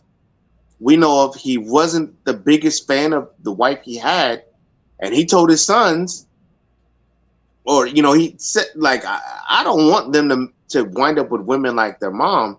I'm gonna go back to the Semitic people, and I'll get a wife for him, from them. And he brings Tamar, and that whole situation happens. Goodbye, Goodbye, Onan. Hey, Sheila. I know you're 10. Yeah. I'll wait for you, boo-boo. Yeah. But is there ever a time where the man has to make that hard decision? Because what if he has a wife that just, no matter what he says, no matter what way he waits, he waits this out years. She is just not with the polygyny thing. What is he? He just chooses not to grow and enlarge his tent, or he makes a hard decision. Cut her from his flesh. Right. And that will be this famous one. I knew it. Sirach. Yeah. 26. If she go not as thou wouldest have her, cut her off from her flesh. And this should be the last alternative, right? Definitely should be the last alternative. But it is a decision, or else it wouldn't be here in the text, right? Right. It is a decision per se, because sometimes as men, we have to make that hard decision. Right. Because a lot of times, you realize that, the woman that you have, more than likely she came out of Babylon with you, right? She came out of Christianity with you, right? You may have changed, you may have grown, you are now keeping the commandments, right? But she doesn't want to. And she will not, right? And she would impede upon whatever you do in a public manner concerning you and being a part of the community. She will be a thorn in your flesh, right? We make that decision every day. In a certain sense, yeah, right? In a certain sense, it is a hard decision. Yes, it is. We ponder that daily. Yes. I think some men instigate the issue unnecessarily. Like, you know, until you're in a position where there's actually another woman interested in walking with you, following you, why even really force the issue? You know, like, if this woman, you know, this mythical woman never appears, then you arguing with your wife about a unicorn. Right. But what if it's a situation where, you know, I mean, because getting a wife is something that a man also sets himself out to do, right? So, Right. Right. you know, there's that step from saying, okay, I not only believe in polygyny, but I am now going to pursue polygyny, right? Sure. A lot of men get to that point of in between, I believe in polygyny to Mhm. now going to pursue polygyny, and they get stuck because of the fear, impending Have fear, you the have imminent. you ha, Yeah, have you ever played tag before? I think so. Have you ever played tag and you was the slowest person? Yes, I have. That's how polygyny is for some people. They can chase it all day and may not be able to catch it for whatever reason. Yet some men force the conversation, and I'm pursuing this. And you put yourself in a volatile state and home because you're instigating this conversation more and more and more. Right. But you're not catching anything. So, but see, now going back to the topic, right, what if there are potential women that a that's man, different. right? No, but here's my point. What if there are potential women that maybe at the job, maybe at the gym, right? Maybe Okay, in the fellowship, you know, in the other town over, right? In a assembly on the other town over, there are potentials, sure. right? So it's just a matter of him making a decision that I'm going to pursue this. But what if in between him saying that polygyny is biblical and for Mhm. him actually taking the steps to pursuing it, there's the fear for him to even say to his woman, like, listen, I'm this is where I'm gonna go. So he never tells her this is what I'm gonna do because he's afraid. Or if he does, or let's say he did, and she's shown him nothing but obstruction to the idea, Chaos. right? To the idea, right? So and it Well, gets to a point where he's waited, he's prayed, he's given her scripture, he stopped talking about it. She still got her gas on obstruction. Right? that's easy. What Yeah. is it? You did you ever grow up in a house where your mom or dad or grandma or whoever raised you said, "Hey, you can't go outside and play until you clean up your room"? Right. Of course. And then, how did you clean up your room? Not so You threw it. What did you throw everything? hide stuff under the bed in the closet. Sometimes you got to put the wife in the closet. No, I'm joking. I'm joking. I'm joking.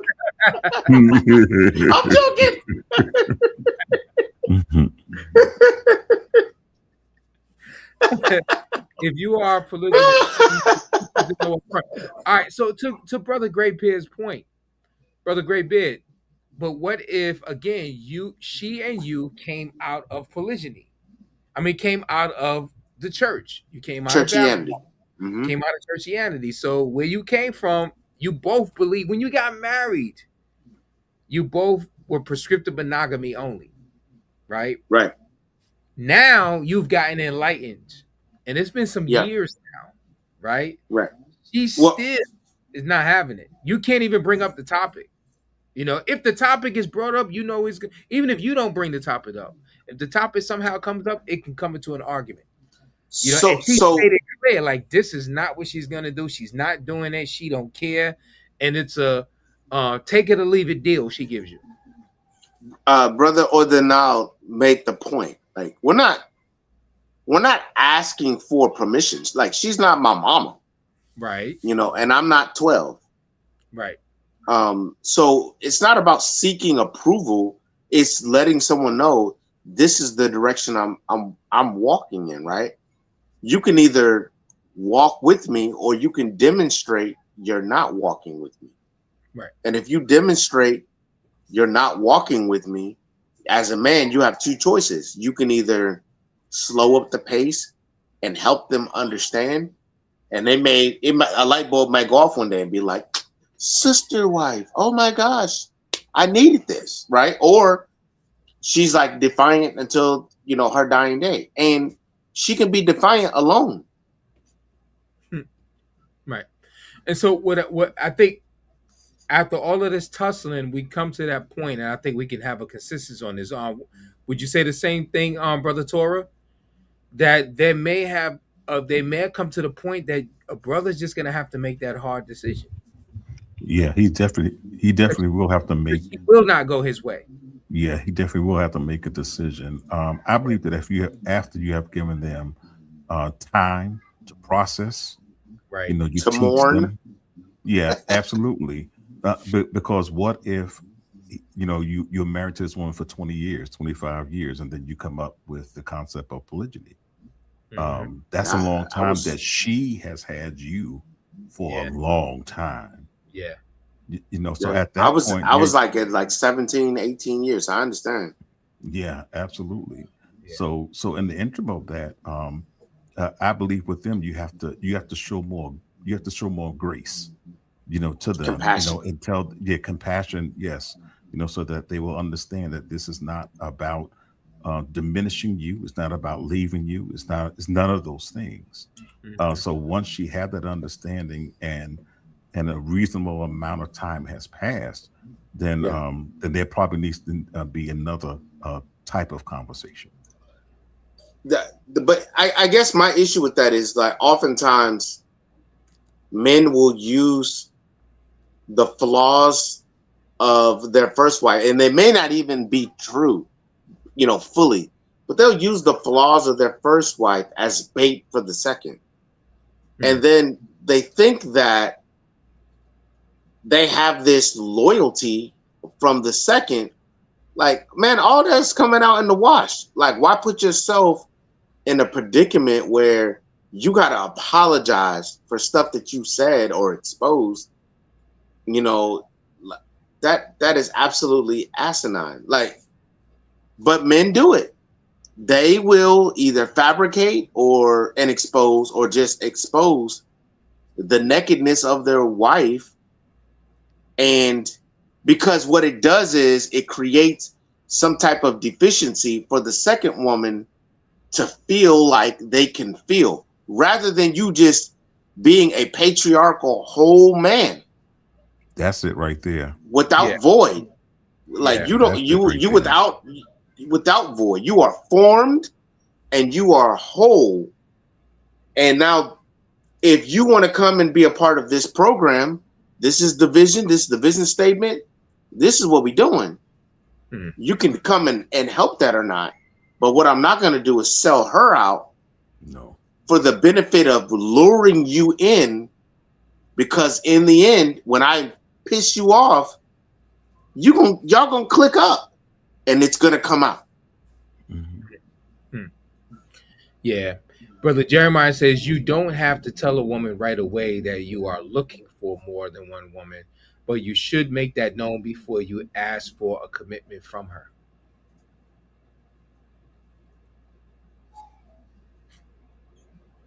Depends. Yeah.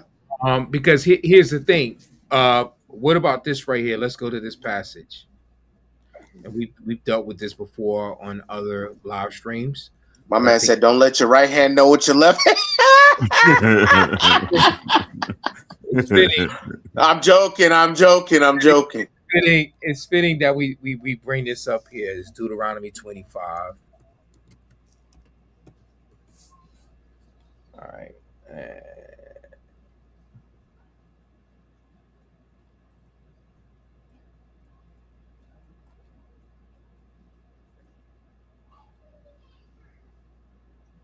No, it's not 25. I think it's 22 or 21.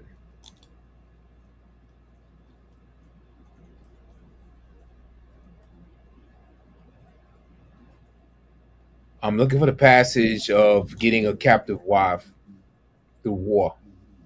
Well, we are at war, so ideally it would be an Iranian wife.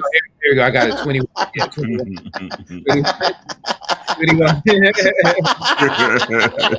Maybe Iranian wife. I said we are at war, so I mean right now it would be an Iranian wife. Yeah. All right. So, Brother Torah, could you be so kind to read from? Let me see. Hold on a second.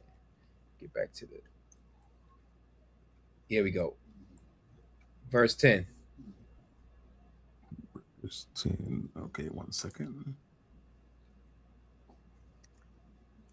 If you go out to battle against your enemies, and Yahweh your Elohim gives them over into your hands, and you take them away captive, and see among the captives a beautiful woman, and set your affection on her, and would take her as a wife for yourself. Then you shall bring her home to your house, and she shall shave her head and trim her nails.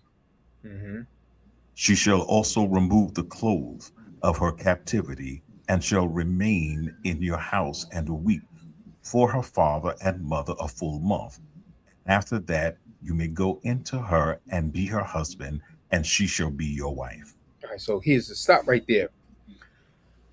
At what point does Yah say that you have to go home first if you have battle? You have to go home first and get your wife's permission. You got to go home first, and you got to let your wife know that you bringing another woman home. At what point does the man have to let his wife know, his current wife know?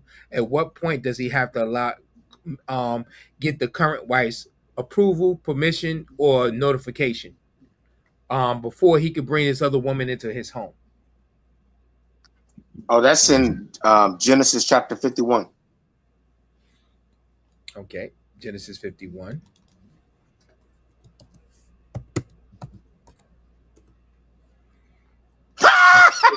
Don't exist. Oh, this guy, this clown. There is no chapter 51. I was going to say, where we going with this?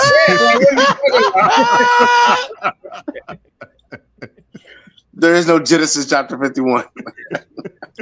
Yeah, after her parents are unalive by war, he does not have to get her approval. Right, but I'm talking about his own wife. That's the question here. At what point does the text says that he has to get the approval of his own wife? It does not. It doesn't. Notice what he sees here, and when the affection starts. He says, if you go to battle against your enemies, and Yahweh your Elohim gives them over into your hands, and you take them captive, and see among the captives a beautiful woman, and set your affection on her, and would take her as your wife. So you're already in your mind, based on what you are willing, right? Because that word "would" is a word of willingness. You would take her as your wife, and so you decide to bring her to your home. At what point is there ever any need to say, "Hey, let me go home first"? It never ever says that. Exactly. No, sir. Doesn't say that. He doesn't need he doesn't even have to let her know. He could be just like Danny Glover in The Color Purple. Just bring her home and say, "Hey, this is your new mammy." Yeah. That's it. Like, there was never a need for a wife's permission about a man adding on additional wives. So this is all foreign, current, modern day Western concepts that we witchcraft need the permission from our ishas, our nashim, that we need from them, right, before we can bring a woman home. And so oftentimes we can get the notion, even within the Torah community, that it's offensive for a man to even start seeing another woman. Was it in the text? That's the question. No, sir. Wasn't in the text. Wasn't in the text. Right. Okay. Anybody else want to add anything on that? Permission is for the weak. No, I'm joking. So definitely cutting off the wife from one's flesh is this is just that while a man should lead, if the woman is a source of rebellion, he must protect his flesh, his life, his purpose, his which sometimes requires keeping his counsel private. Right. So sometimes he may have to just keep it to himself. So it's not necessarily in the best interest in all instances for a man to disclose to his woman that he wants another woman or that he has another woman. Yes, my brother. He says it is the whole concept of modern day monogamy came from the Gentiles prior to the 5th century. Multiple wives were common in over 70% of all society. I mean, and none of the patriarchs needed the permission from current wives in order to add on new wives. Nah, but you see, like with Rachel and Leah, they actually gave the servants they had to their husband for the purpose of continuing his lineage. So Man, the idea was about extending his posterity down to she belongs to me, not you, and I'm still giving her to you. Exactly. And actually, it was a common practice because Sarah had one as well. Yeah. Yep. You know, so it was a common practice amongst the patriarchs and the Hebrews. It was a common Rebecca practice. said, he coming. Just wait. Yeah. The baby will come. Just wait. Right. And Rebecca came with hers. She came with her maidens. Right. Mm-hmm. So it was a common practice that patriarchs, when they gave their daughters with help. They gave their daughters with help. Right. Okay, cool. All right, so let me find out where we are. Okay. So here's the next question. Are there any positive benefits for a man to be a closeted polygynist since we here?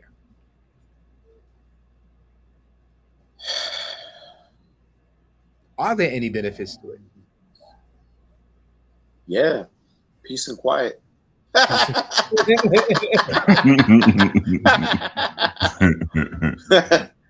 For some.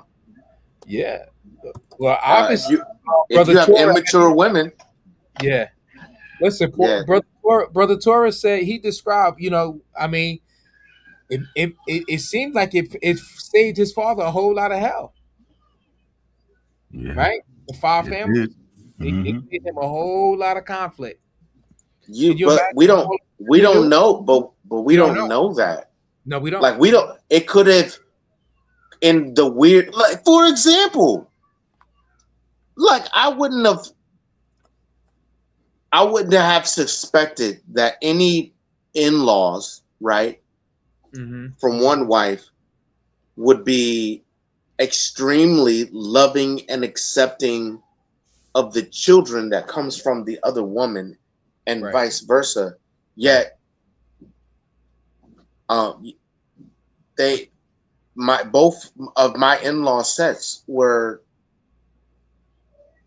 I'm not gonna say they was happy about the fact that I was walking in polygyny, but we didn't hide it. My first wife, her father, he came and did some reconnaissance. He came to the house, scoped it out to make sure that his baby wouldn't, locked in no cage or nothing. And after he came to the house and saw how things were, man, he fully embraced us to come to his. And not his daughter and her children, the whole family. The whole family.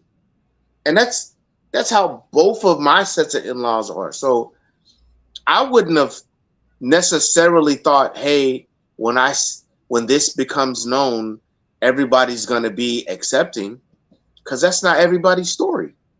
So some people have made the announcement to their family, and their family have ostracized them or rejected them altogether. So, a man could look at that situation. Hey, I exposed it to my whole family. I thought they would eventually embrace it. It's been 2 years and they still haven't embraced it.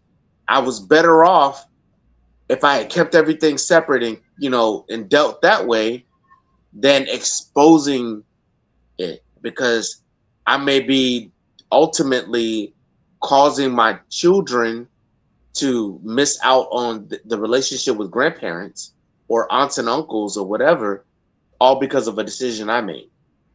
Does that make sense?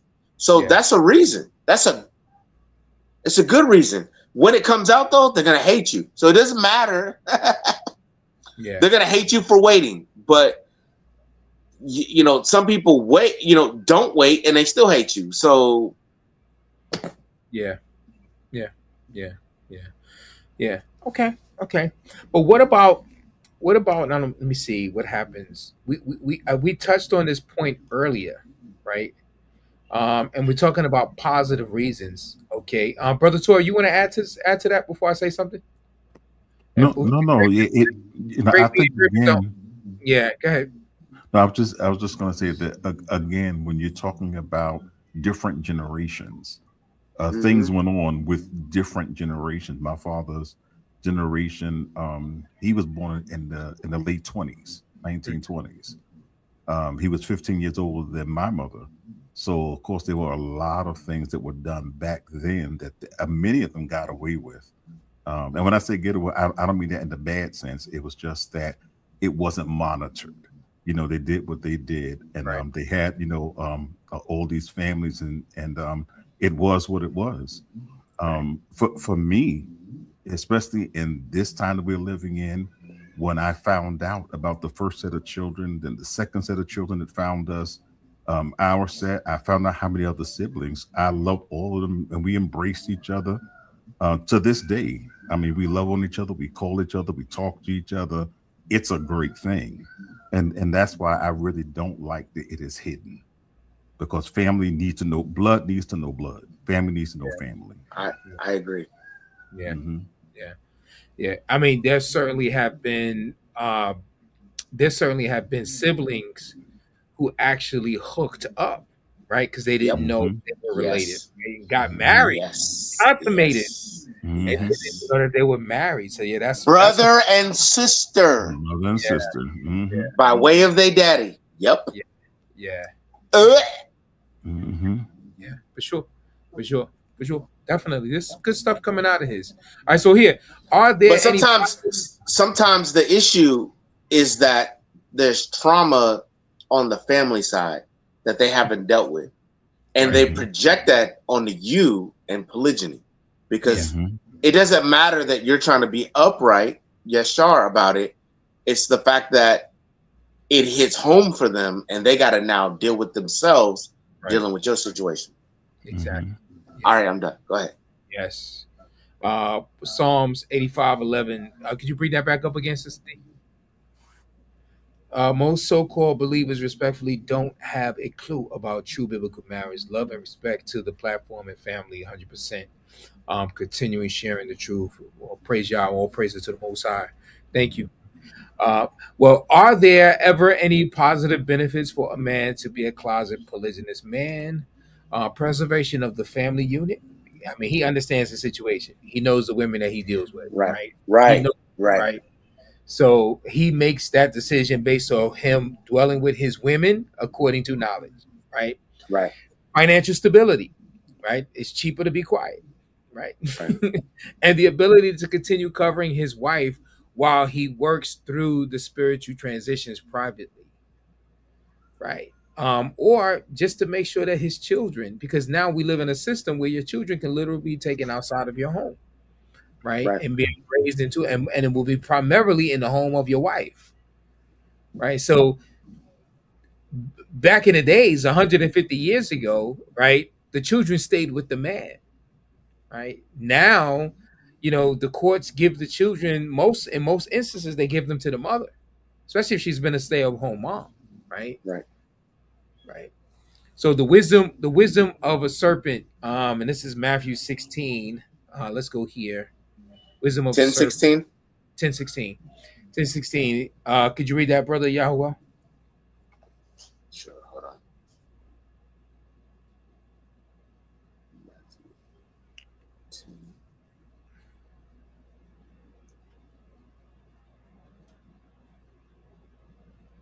All right. Behold, I send you out as sheep in the midst of wolves. So be shrewd as serpents and innocent as doves. But beware of men, for they will deliver you over to the courts and flog you in their synagogues. Right. Okay. Okay. So I think I hit a decibel lower than you, bruh. No, I'm just waiting.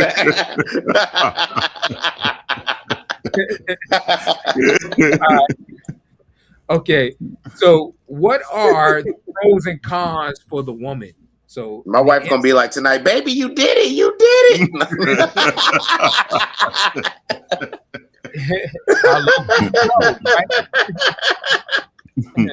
All right. So, and this is in relation to, are there any positive benefits for a man to be a closet polygynous man? Right. So here's the next question. Following up, what are the pros and cons for the woman? See, now we've been talking about the man. So what? No. The cons security. In the closet. Security. Like there's a sense of security. Yeah, think about the video, right? The woman literally was thinking, well, listen, he's still taking care of his household. Right. Kids their needs are still taken care of, and he's likely doing that over there as well. Boom. Right over there as well. So the pros and cons for a woman, Call for Wisdom says, she says, is less embarrassment. Right. Less embarrassment. Fitting in socially, you brought it down too quick, sis. Fitting in socially, no stigma. Yeah, she's fitting in, like, there's no stigma when no one knows, right? Yes, for the woman, she does not face the social pressure from family and others that will ostracize her. Facts. Right. And that's some women don't care about. They only listen. Some women, they just want you. Right. Ordinal says, if the side woman can keep it cool, she can win big. Right. I mean, look at Yeshayahu 4:1, where it talks about 7 will cling to 1 and say, we'll take care of all the other, we'll take care of ourselves. Just let us be called by your name. Right. Yeah, I mean, there is a benefit in just being belonging to. Right. There is a benefit, right? Just think, one day she's belonging, the other day she's not, which is better, right? She just has to stay in her lane, and she'll get taken care of. Okay, so here's what I have. The pros is that she maintains her social standing and avoids the stigma of a polygynous label. The cons is she may sense a lack of transparency, which may lead to a breakdown in intimacy. Why? Because he's trying to hide something, right? So it's now affecting them in the relationship, right? In terms of intimacy wise. But can you cover her fully? Because does she call husband publicly? That's a good question. If she's in the closet, or he has her in the closet, can she fully be covered? But again, going back to the video, the woman was literally articulating that she was fully covered. Her children were covered. And likely the other woman was fully covered and their children covered. Right? It wasn't until the legal professional, started putting in her mind the idea of divorce, that it would be better for her to go her separate way. Yahuwah says she may not want to be out there in the public like that. That's true. Save her the dignity. Yeah, like he may be like, listen, I got you. I'll pay your insurance, health, life, car. Like, I'll take care of you. And she may be like, I don't want to be in the public like that. Don't want to be. He's like, bet, let me bring you to the house so you can meet, my family. She may be like, I know about your family. I just want you. Facts. She'd be like, did Abraham take Keturah back to his mama and daddy? No. Yeah, this is a very good point here. Most women will start off being a secret, and time she gets mad, you're going to be exposed. In other words, yeah. So women will start off, they'll be okay with the secret thing in the beginning, but as their feelings grow, they want more stake in the game. Right. Right. It will be harder when the wife finds out. Yeah, this is true. This is true. This is true. You want me? Not every time though. Like publicly. What you say? Not in every situation. Like sometimes, honestly, a baby bridges the gap between the women. Sometimes. Sometimes. But a lot of times you get women, they don't even care about the other baby. Right. Some women, women can be very cold. I don't know if you guys know that or not, but women can be very cold. They can be vicious like animals in the wild, son. Nah, I don't deal with those. I see a hyena and I go the other way. But that's another component to it. It's the selection that you said, Brother Yahuel, from the beginning. Your selection of women, they have to be righteous women who understand the scriptures, and when they understand the scriptures, and then women understand the scriptures does not mean that they're not going to deal with jealousy. But see, here's the thing to that, Brother Torah. Remember, Moses had an Ethiopian woman, but there were women in Israel who had issues with it. Absolutely, yes, sir. You know what I'm saying? So absolutely, y'all is saying you can see a foreign woman, and you have affections for this woman, and based on what happened to Moshe, you could literally bring this woman home, and your wife not be happy with it. Yo, like, can you understand? Like, but think about that. Like, who was Moshe to the people? He was the leader. He was the man. He was the leader. He was the manifestation or representation or ambassador of the Most High Yah. Not the high priest. That's Aaron's role. Right. He was the manifestation, reflection, ambassador, all of that of the Most High Yah. Who wouldn't want to be with Moses? And to think some Ethiopian chick get him, like I can understand, the upsettedness. Like it's like, when you are a particular race and then you're successful, and then you show up with someone who is of a different race, sometimes your race feels some type of way about the fact that nobody of them gets that honor, that luxury, that privilege to be with you. Yeah. Yes. Call for Wisdom says, she says, I know of second wives being put away just because the first wife found out and got crazy over it. Now they are living as put away women. Put away, not divorced, right? I put away, not divorced. Listen, I counseled a couple. Listen, it was the wife's suggestion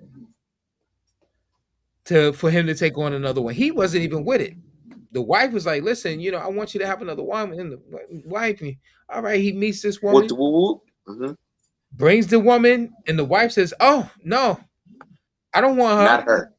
Not her. Yeah, anybody else but her." Yeah, and so he literally put the second wife where he had her, like, because he was afraid of his first wife. His first wife said, "No, I was talking about the Chucky one. With the lazy eye. That's bald-headed. Boy, you can't tell when I be joking. With the peg leg and the limp. That's the one I was talking about. She needs to be covered.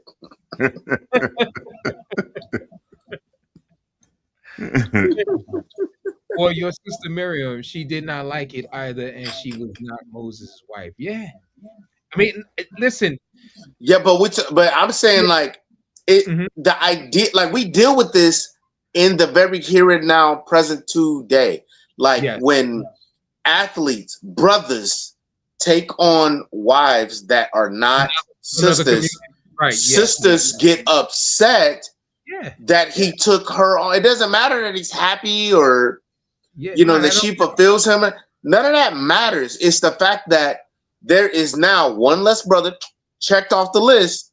One more sister that got to be single because we don't believe in polygyny, and he chose somebody else of a different demographic. Right.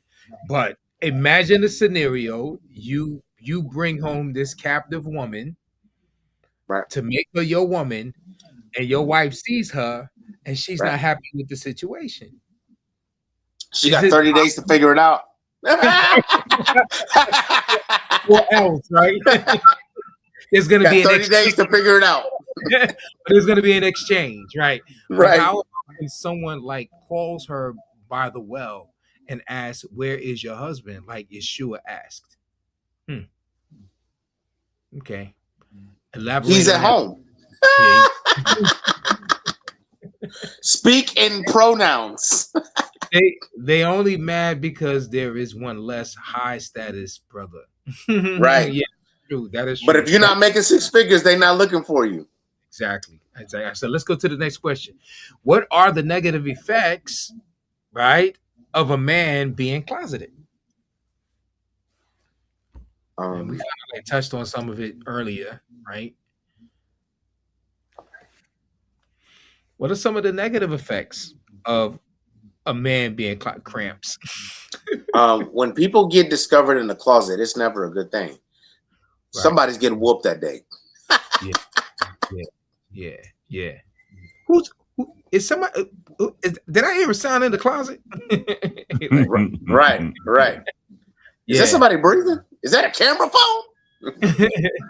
The weight of the secret can lead to a spirit which hinders his ability to lead with full authority. That's what you can't leave from the closet. Can't leave from the closet, right? He's going to be compromised in some sort of a way. He's going to be compromised. Okay, so good. Can a man truly lead or cover his family while in the closet? It depends. It depends. It's management skills, right? If he got the app on his phone where he can lock all the doors simultaneously. Finances is rolling in. A big issue with keeping secrets is that you have to keep up with the who knows what. That's right. You got to remember what you can see. Very much as a liar that is trying to remember who knows what. Yeah, this is so true. Right. It's so true, and you can only live with so much, right? And listen, me, it's a great point. Like I'm a man that deeply am affectionate, right? And so, my lady's name is gonna come out my mouth, right? Sometimes I can call the worker, my woman's name, my wife's name, like I could call, because the person is so much a part of me. I'm so intimate with the person. You want to brag on them, right? So imagine a man becoming enmeshed with the second woman, and then the second woman's name come out, or vice versa, right? Right. The whole time, everybody thinking he's talking about the first one.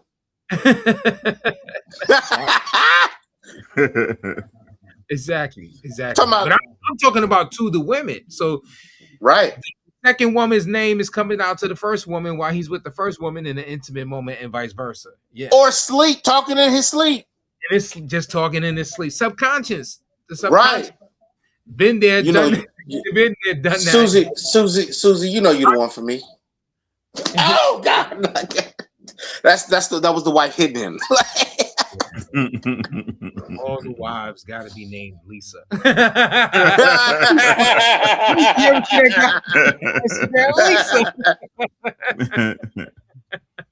Hey, your new Hebrew name is Mary. All of them got the same name. The majority of the time, the woman has a hard time accepting it because they already had experience with the man being in a closet before. So it's coming from a hurt place. Yeah, this is true. I But it's believe that. but not even just with the hurt place. You got little girls singing Mary J. Blige, singing Beyonce, right? They singing this pain before they even know about the pain. It's prophetic. Yeah, It's speaking it on themselves. And the father hears it and doesn't say anything. And it's anything, but they're being conditioned. Right. This is how it's supposed to be with the idea of your man having another woman. This is how you're supposed to feel. They're being conditioned as little girls singing these lyrics. Right? All right. Okay. So it is a restricted lead. Just as a spy leads from the shadows, a man can protect his family, but he cannot fully manifest the glory of his household until the light is shed. From the shed. From the shed. From the shed, right. Okay. So whose decision is it to be polygynist? Is it the man or the women? Whose decision is it? I mean, we see here in Genesis 16 and Sarah with Hagar. All right. So Sarah suggested to Abraham to take her maidservant, right? Even though Sarah offered Abraham, he could have said no. He could have said no. The decision and the consequences rested solely on, because guess what happened when things went south? She immediately blamed Abraham. Right? Each one has to decide. Each one has to decide, right? The man, exactly. All right. It is restricted. Okay, it is. We already said that already. Okay, good. So let's go down to the next question. All right, we almost there, guys. We almost there. What is the biblical solution key for a man stuck in the closet? So you're in the closet. All right. So this is to the brothers out there who may be in the closet tonight. You're stuck in the closet.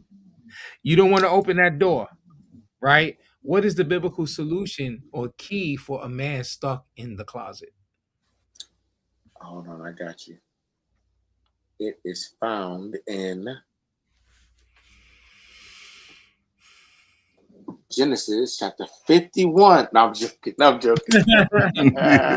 I started to look for it again too. Yeah, look. Joshua, Yehoshua chapter 1. Barnabas. No. The book of Joshua chapter 1 says to be strong and of good courage. Exactly. It says it over and over and over again.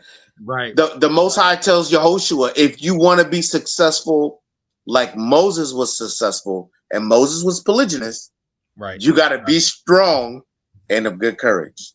And not only that, he says, only be thou courageous, right? He says, right? So you gotta open the door, slide out, and be like, I know you want to leave me, but I refuse. So the commandment was from Yah was to relinquish all fear. So if at any point that there's any fear of you coming out that closet, you have to relinquish it. Yep. You have to relinquish it. You got to put on your big boy pants. All right. So discretion shall preserve thee. Understanding shall keep thee. The solution isn't always shouting from the rooftops, but using prayer to know when and to whom to reveal the heart. Right. So you gotta lead. You gotta let the ruach lead. Right. Gotta let it lead. All right. So what does Yeshua want men to know?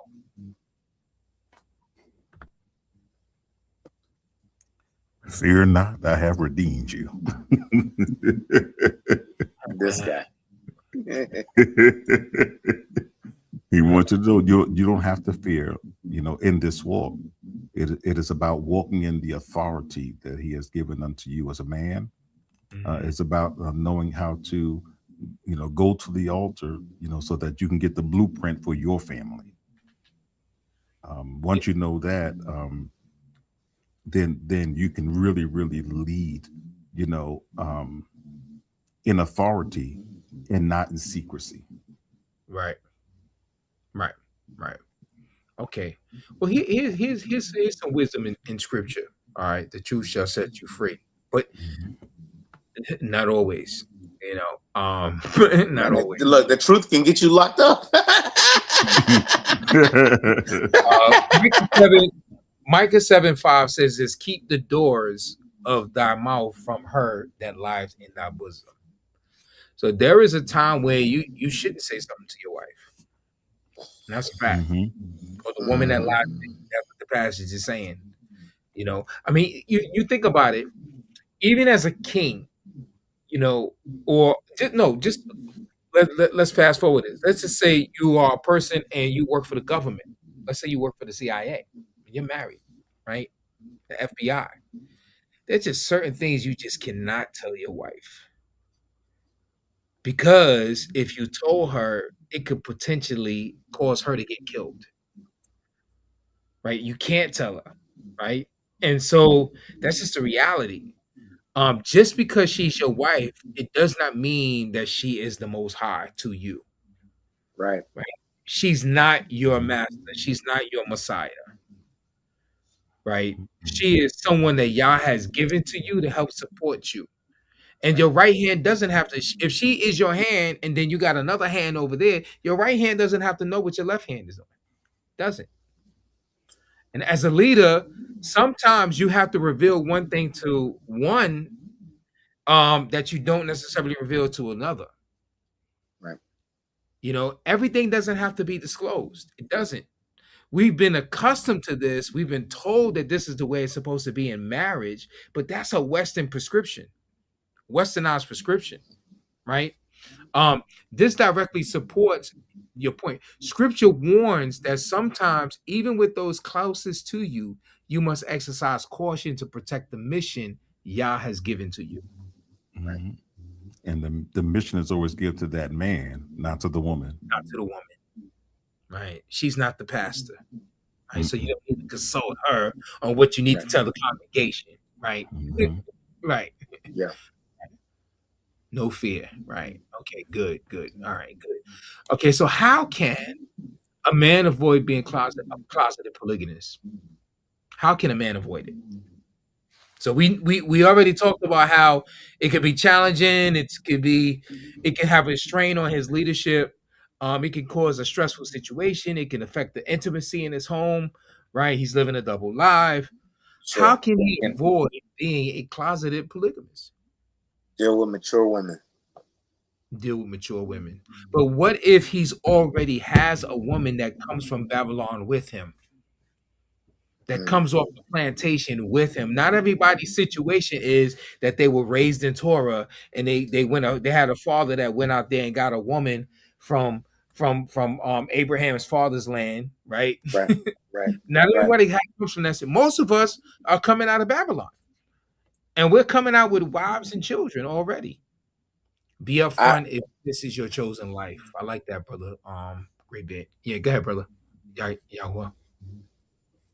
Yahweh, you gonna say something? Yeah. I was just thinking, like when I took on my second, I remember when my first called her family and told them, and I was like, "Why did you do that?" Like, we needed some time. Like, she was like, "Nah, I need them to understand that this is my family now. And you accept all of us, or you get none of us." Marry a gangster. That's all I'm saying. Yeah, sister Yabina. That's what Yabina did. That's what she did. And her family lost their mind for a few minutes, but when they came back to themselves, they was like, "We want to keep you around." Wow. So I see Brother Graybeard's point. Simultaneously, I'm going to say, you know your family. Yeah. And if it just... And that's the thing. You know, we are told by the apostle to dwell with our women according to knowledge. Right? And that's the thing. You know, what is known about my woman might not be the same thing what's known about your woman. Right. And so I can't look at what you do in your home and say, well, that's what I need to be doing in mine, right? Because everyone's situation is different. some men's wives used to be ex-gang leaders, right? Right. Or something like that, like they came from the streets. Right. Well, not everyone's situation is the same, And then the other thing too is like you got to take into consideration what's going to happen with your children. Right. That's a reality, right? Can this woman that I have, can I leave can I let this thing sever, and then she has most influence over these children most of the week? Right. That's a reality. Those are hard decisions that men have to deal with. And that's why I can see why some men become closeted. I think that, there are times where we suffer because we've been conditioned not to pray. Absolutely. And when we don't take it to the Father's like, yo, my burden is easy and my yoke is light. And if you would have brought this to me, I would have made the path very clear and clean for you. But you trying to do it all on your own, figure it out all on your own, and you miss that ease, and you have to weather the storm. Now hold on, now, because you found 5 scriptures that says that polygyny is legitimate, right? And it's burning in your bosom, burning in your loins. Yeah. And there are some men, he might just say, I didn't design you for polygyny. And you gotta be willing to walk that out. According to your severability that I created. Right. Yeah. So I think that's the key. Right. Is like take it to the Father. Like you can go read a book. It's gonna give you all the scriptures. You got the ICE, not the ISIS papers. You got the you said the ISIS papers. Not the ISIS. What was the I forgot Hondo Solomon's book. What's the name of it? The Polygamist Papers. You got the Polygamist Papers. You got the Monogamy Lie. You got Judah Moshe's whole lexiconal theological sources. Like you got 4 or 5 books on polygyny. You have the information there. Judah Moshe ben Israel.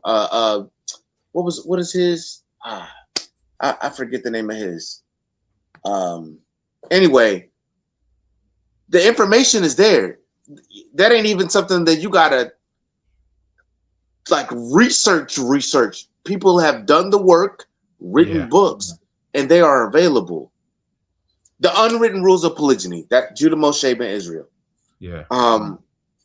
And now what you need is the direction for you.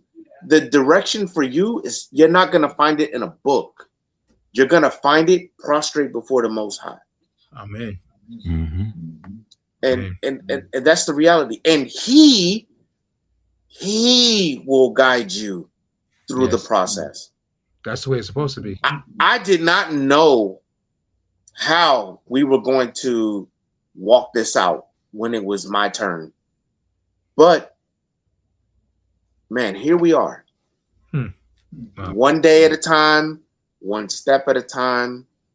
And you as a man, as a patriarch, you got to pray concerning the needs of the people in your house. If you have children, man, pray that the Most High open their understanding, that he give you the words to help them understand. Your wife or, wives or whatever your situation is, pray that their heart gets soft. If he can harden Pharaoh's heart and then soften it, can he not do it for you? Is that too far for him? Is that too great a thing? He can heal people that have cancers and all kind of stuff going on in their families. Yes. But he can't change your wife's heart? Yeah, he certainly can. Certainly can. I wanted to change my voice and start preaching, but yeah. I was going to tell Brother Torah to get on the keyboard. Won't he do it? Absolutely. So Brother Tor, you want to say anything else on this one? How can a man avoid being a closeted polygynist? No, Akiyahuel, he brought it out great. Again, there are so many facets that it is to learn. You know, you have so many books out there, and there are a lot of credible books that have been written by men who have not just written about it, but they are living it. Yeah. You know, so that would be the best thing that we can really convey to any man that is listening. Get the information, but number one, and I love what Ox said. Yeah. Seek the Father first. Very wise. Seek Him first. Go in prayer, and I find that we can avoid a lot of pitfalls if we go to the Most High first. Mm-hmm. Indeed. All right. So, and finally, what say you about this topic, audience? What do you say about this topic? The complexity of a closeted polygamist. You know, it's a complex thing, right? Because, you know, like I said, everyone's situation is not the same. I can see why a man should not, you know, go down this path and not disclose, right? Not disclose to his woman that he is taking on another woman. But then I can also see that in certain situations, that a man may want to hold off in telling his woman, while at the same time, if he sees someone else that he has an affection for, right, he doesn't need his woman's permission, right? So I can see that. Yeah. You can see it both ways. Seek ye first the kingdom of Yah and His righteousness, His way of doing things. Exactly. Lean not on your own. That's exactly. That's why the prayer piece is so important. Fasting, getting into the Word, digging in the Word, giving it time. Just give it time. Don't be in a rush. You know, don't be in a rush. Yeah, and you know your sheep as a shepherd, right? And if your wife, if the mention like, hey, I saw this sister today, and all of a sudden she got anxiety, having panic attacks, you might want to keep it in the closet until it's something more serious and credible. Like, you know what your sheep can handle, and if you don't, you should learn. You should learn, right? That's your duty, right? That is your duty. Good. All right, so I guess we hit it all on all cylinders. I think this was a very good topic. What do you guys think of this topic? Did you enjoy this tonight? Did you have fun? You know, I certainly had fun, you know, touching on this topic. It's really good. Didn't realize that this topic in and of itself had different layers and intricacies and different rabbit holes, right, that it can take you into. But yeah, I definitely enjoyed it, man. How about you guys? Let us know. Put a 1 in the chat. Let us know. And let us know, what do you say about this topic? Definitely you watching in the playback. What do you say about the complexity of a closet polygamy, right? You know, do you even think it is a complex thing, or that it's a simple deal? Like, just either yay or nay, right? What do you say? I want to know. Yeah, let us know. Write it in the comment section of the video. Definitely. All right, cool. So if you have any prayer requests, as we normally always do, we're definitely going to pray. We can pray at the end tonight when we close this thing out. We'll definitely pray for those, you know, those of you, you know, you can put it in the comment section what your prayer request is, or just say it out, right? But we're just going to say a mass prayer at the end tonight. And in the meantime, we definitely want to let me see it. Bring this over. Bring this down. Come on.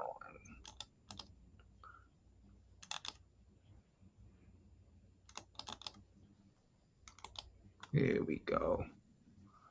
All right. Background video clips. Okay, cool.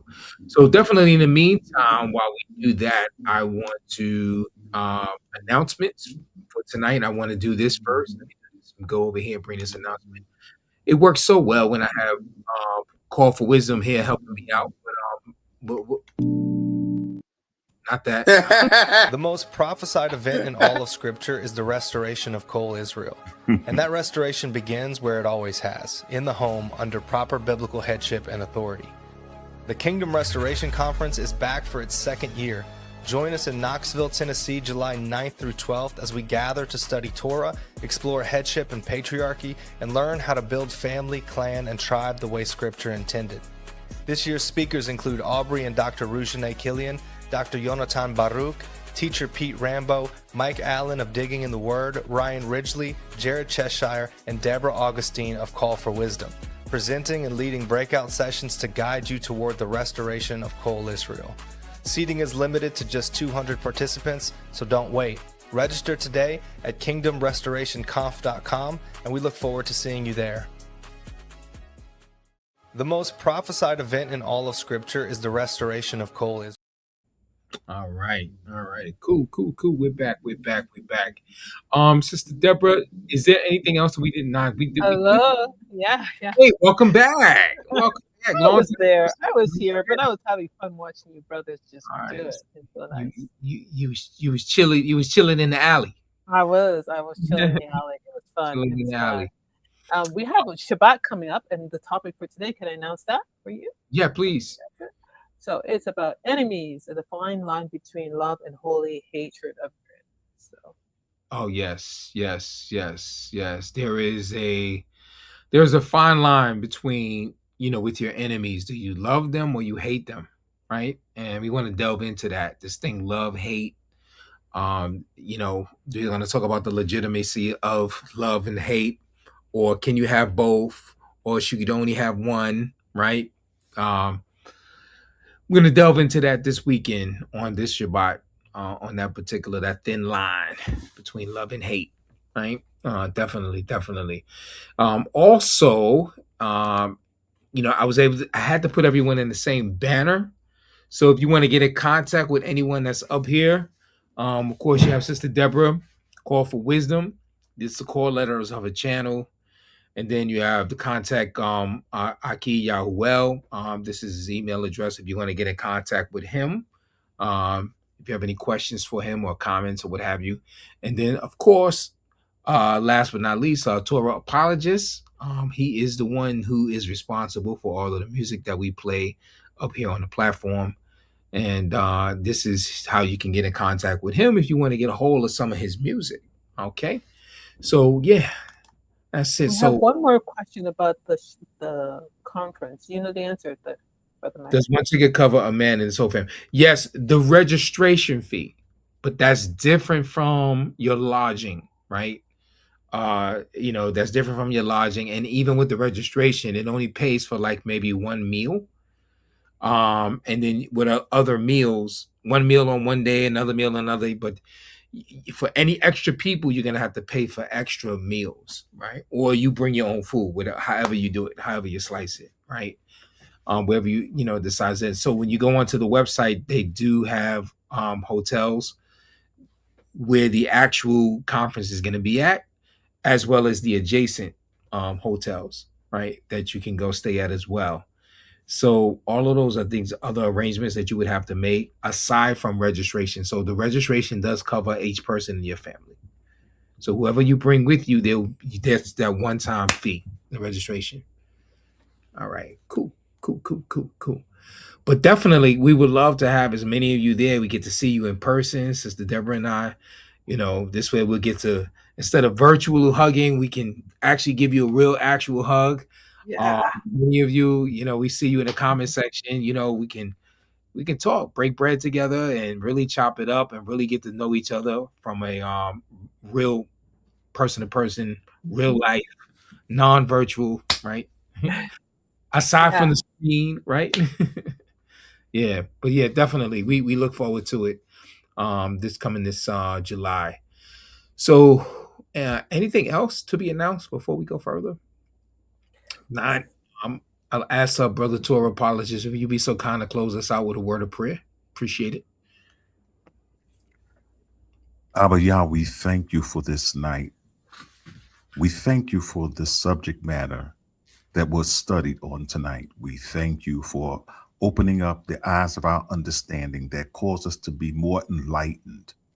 I pray for every man that is on this stream, those by the way of chat, those who are just watching from the comfort of their homes. I thank you for the strength, the endurance, the wisdom, the knowledge, the understanding that you are releasing in them, that they will stand and be the men that you have designed them to be. I pray for their households. I pray for everyone underneath their authority, that you will continue to cause him to lead. And as they follow, that they will walk into green pastures. Father, I thank you for Mike Allen tonight. I thank you for digging in the word.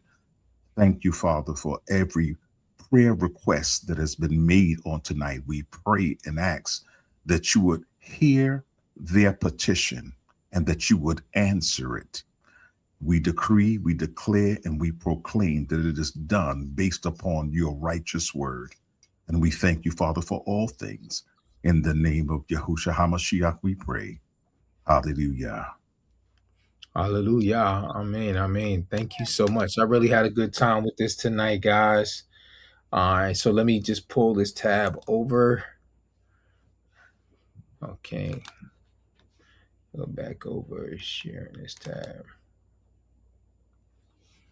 Okay. We got to stop sharing. All right. There we go. There we go. All right. Cool, cool, cool.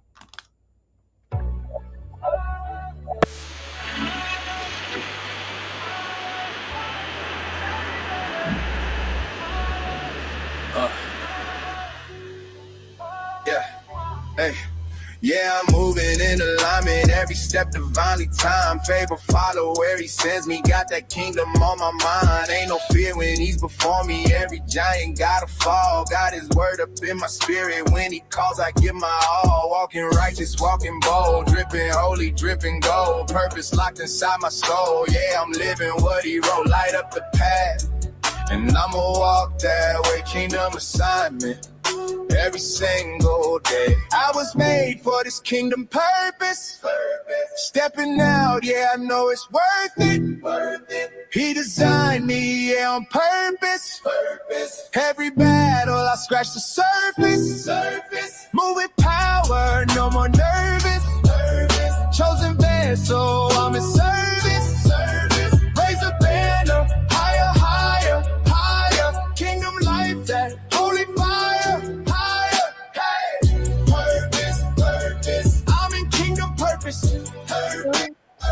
You see me kingdom working. You see me kingdom working. You see me kingdom working. Ain't no copy, I'm authentic, set apart, unique in him. I'm the book the world is reading, I reflect what's never dim. Enemies be steady lurking, but they know who I belong. When they hear that kingdom rhythm, they can't handle kingdom strong. Faith is loud and fear is quiet, spirit led, don't need to try it. Grounded deep, you can't deny it. Purpose flow, yeah, we supply it. He put kingdom in my bones. Say it strong. Like, purpose flowing through my soul. Let it roll. Like, ain't no stopping what he wrote. Let's go. I'm walking out my destiny. Hey. I was made for this kingdom purpose. Every mountain, watch me surface. Let his glory through me work this. Yeah, his kingdom, we preserve this. Hands up high, we kingdom soldiers. Fighting right until it's over. Stepping like it, bolder. Kingdom purpose, take over. Purpose, we got kingdom purpose. Y'all reigns forever. Purpose, we got kingdom purpose.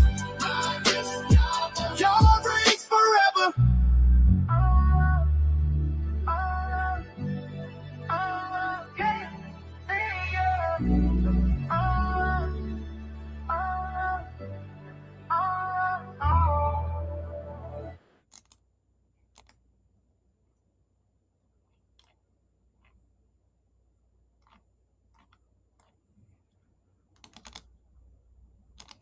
There are moments in life when words fall short,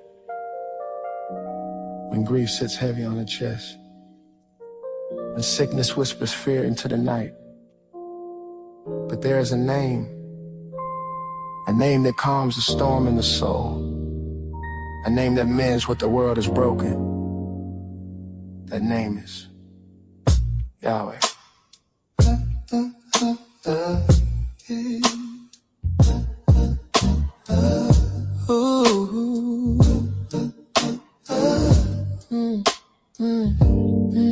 When the doctor shakes his head and the night feels cold instead, when the tears fall down your face and you're searching for his grace, when a mother cries alone, when a child feels all alone, when a father bows his head over prayers he softly said, and the pain feels like it won't go away. But there's a whisper in the wind that says, Yahweh, healer of the broken soul, the one who makes the wounded whole. Lift the hearts that cry tonight. Shine your everlasting light. Oh, Yahweh, Yahweh. Yeah. For the grieving husband's tears, for the widow through the years, for the children in the fight, trying hard to hold on tight, for the weary and the worn, for the hearts that feel torn, for the bodies full of pain, calling out his holy name. Let your mercy fall like rain. Yahweh, healer of the broken soul, the one who makes the wounded whole. Calm the storms inside our mind. Leave no wounded heart behind. Oh, Yahweh, Yahweh.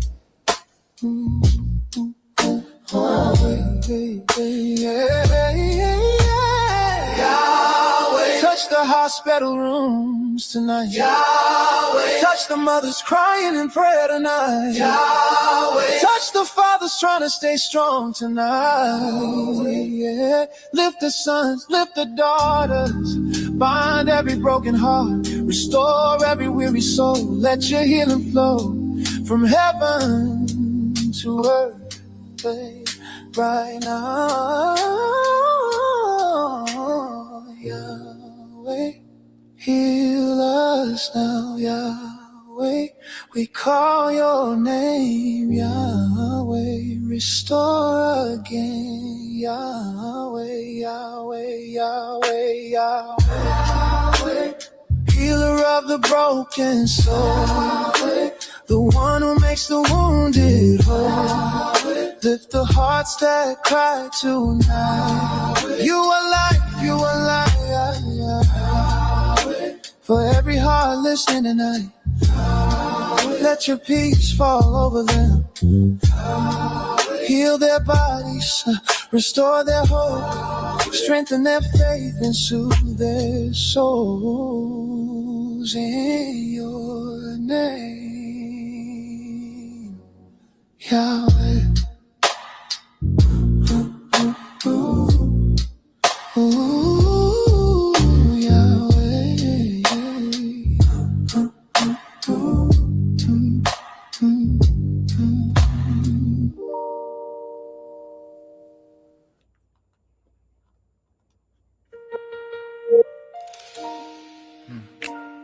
Yeah. We bow before you. Break us and make us whole again. We're yours. You loved me when I ran from your presence. Still you call me back into your arms. Told me, son, return, you're still my chosen. Even when my heart was bruised by scars, your voice corrects me, your love perfects me. You break the things that keep me far from you. Your discipline is mercy, your judgments never hurt me. They heal the places only you can reach into. So I fall down low, hands stretched to the sky. Strip away my pride, let my spirit cry. Because your love is fire, burning through my walls. And your truth is water, washing every flaw. Pierce my soul, pierce my soul, pierce my heart. Yeah, yeah. Let your presence pull me apart till there's nothing left in me but surrender. Yeah, I surrender. Yeah, I surrender. Your love is sweet, your love is fierce. Yeah. Your love is sweet. Yeah. Your discipline draws me near. I'm undone before your throne. You make me whole. You chastise the children that you treasure. 'Cause holiness is what you're forming in our bones. You're the potter, we're the clay. Break and shape us your way. Every trial leads us closer to your throne. We wandered far, but still you kept us. Held our covenant within your hands.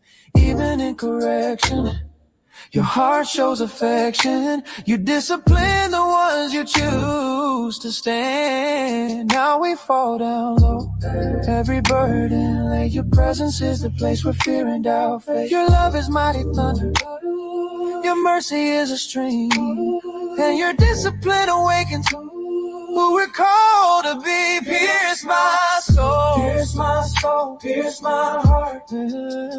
Let your presence pull me apart till there's nothing left in me but surrender. Surrender. Yeah, I surrender. Your love is sweet, your love is sweet, yeah. Your love is fierce, yeah. Your discipline draws me near. I'm undone before your throne. God make me whole. Break me, shape me, Father, rearrange me, correct me, protect me. Your covenant sustains me, yeah. I'm not afraid of your holy fire.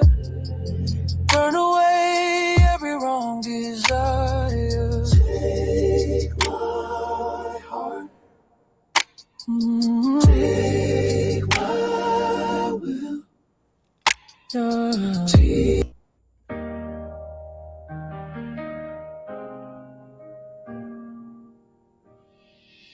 It is Elohim who sets the lonely in a home. He created families so we'd never stand alone. A house on the rock, unshaken, secure. Love everlasting, holy and pure. From generation to generation we stand, guided by Yah, holding His hand, building strong families. That's what Yah does, rooted in His covenant, covered in His love,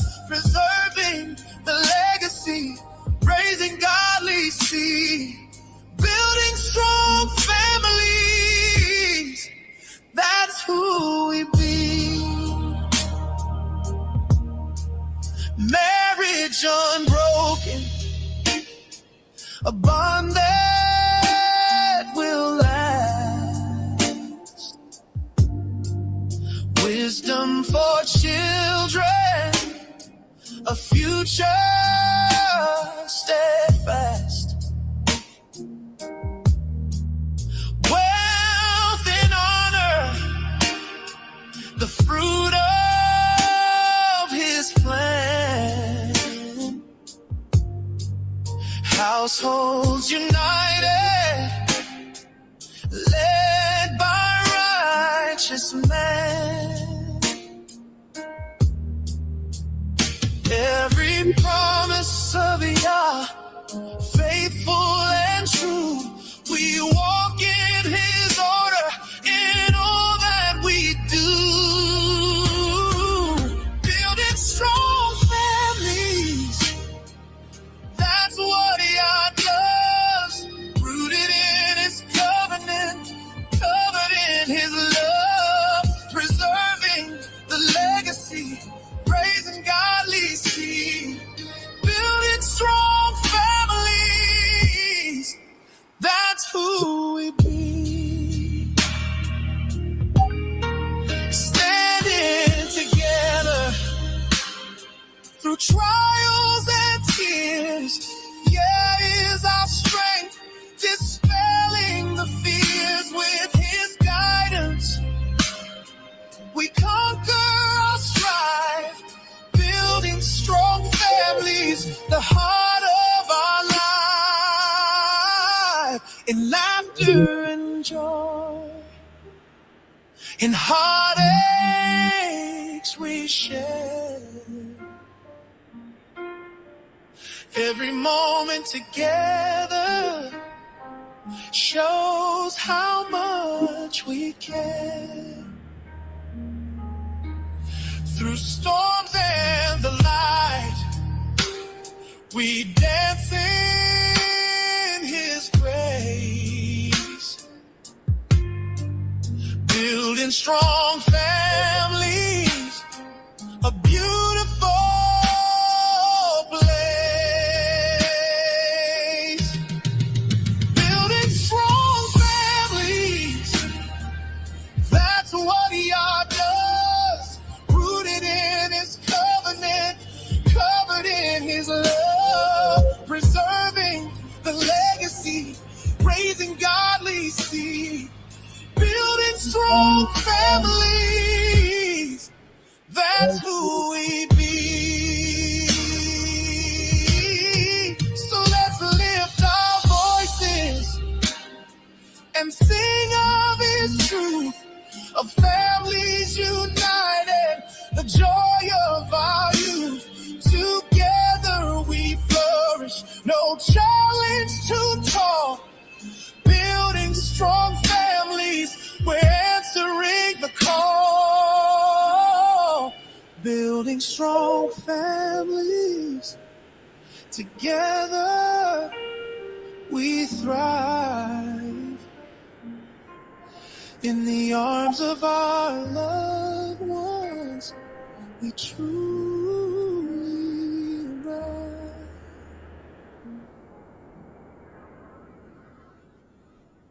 All right, all right, all right. Building strong families. That's what we're here for. All right, all right. We hit all cylinders. As we said, we had a good time. I enjoyed it. Listen, those of you who are celebrating, you're ending out the feast. Today is the second highest holy day of the feast, high Sabbath, right? Enjoy the rest of this day. With that said, King and Kingdom, we bid you shalom. Shalom, shalom. Shalom. Bye-bye, everybody. Shalom, Brother Beard. Bye-bye, everybody.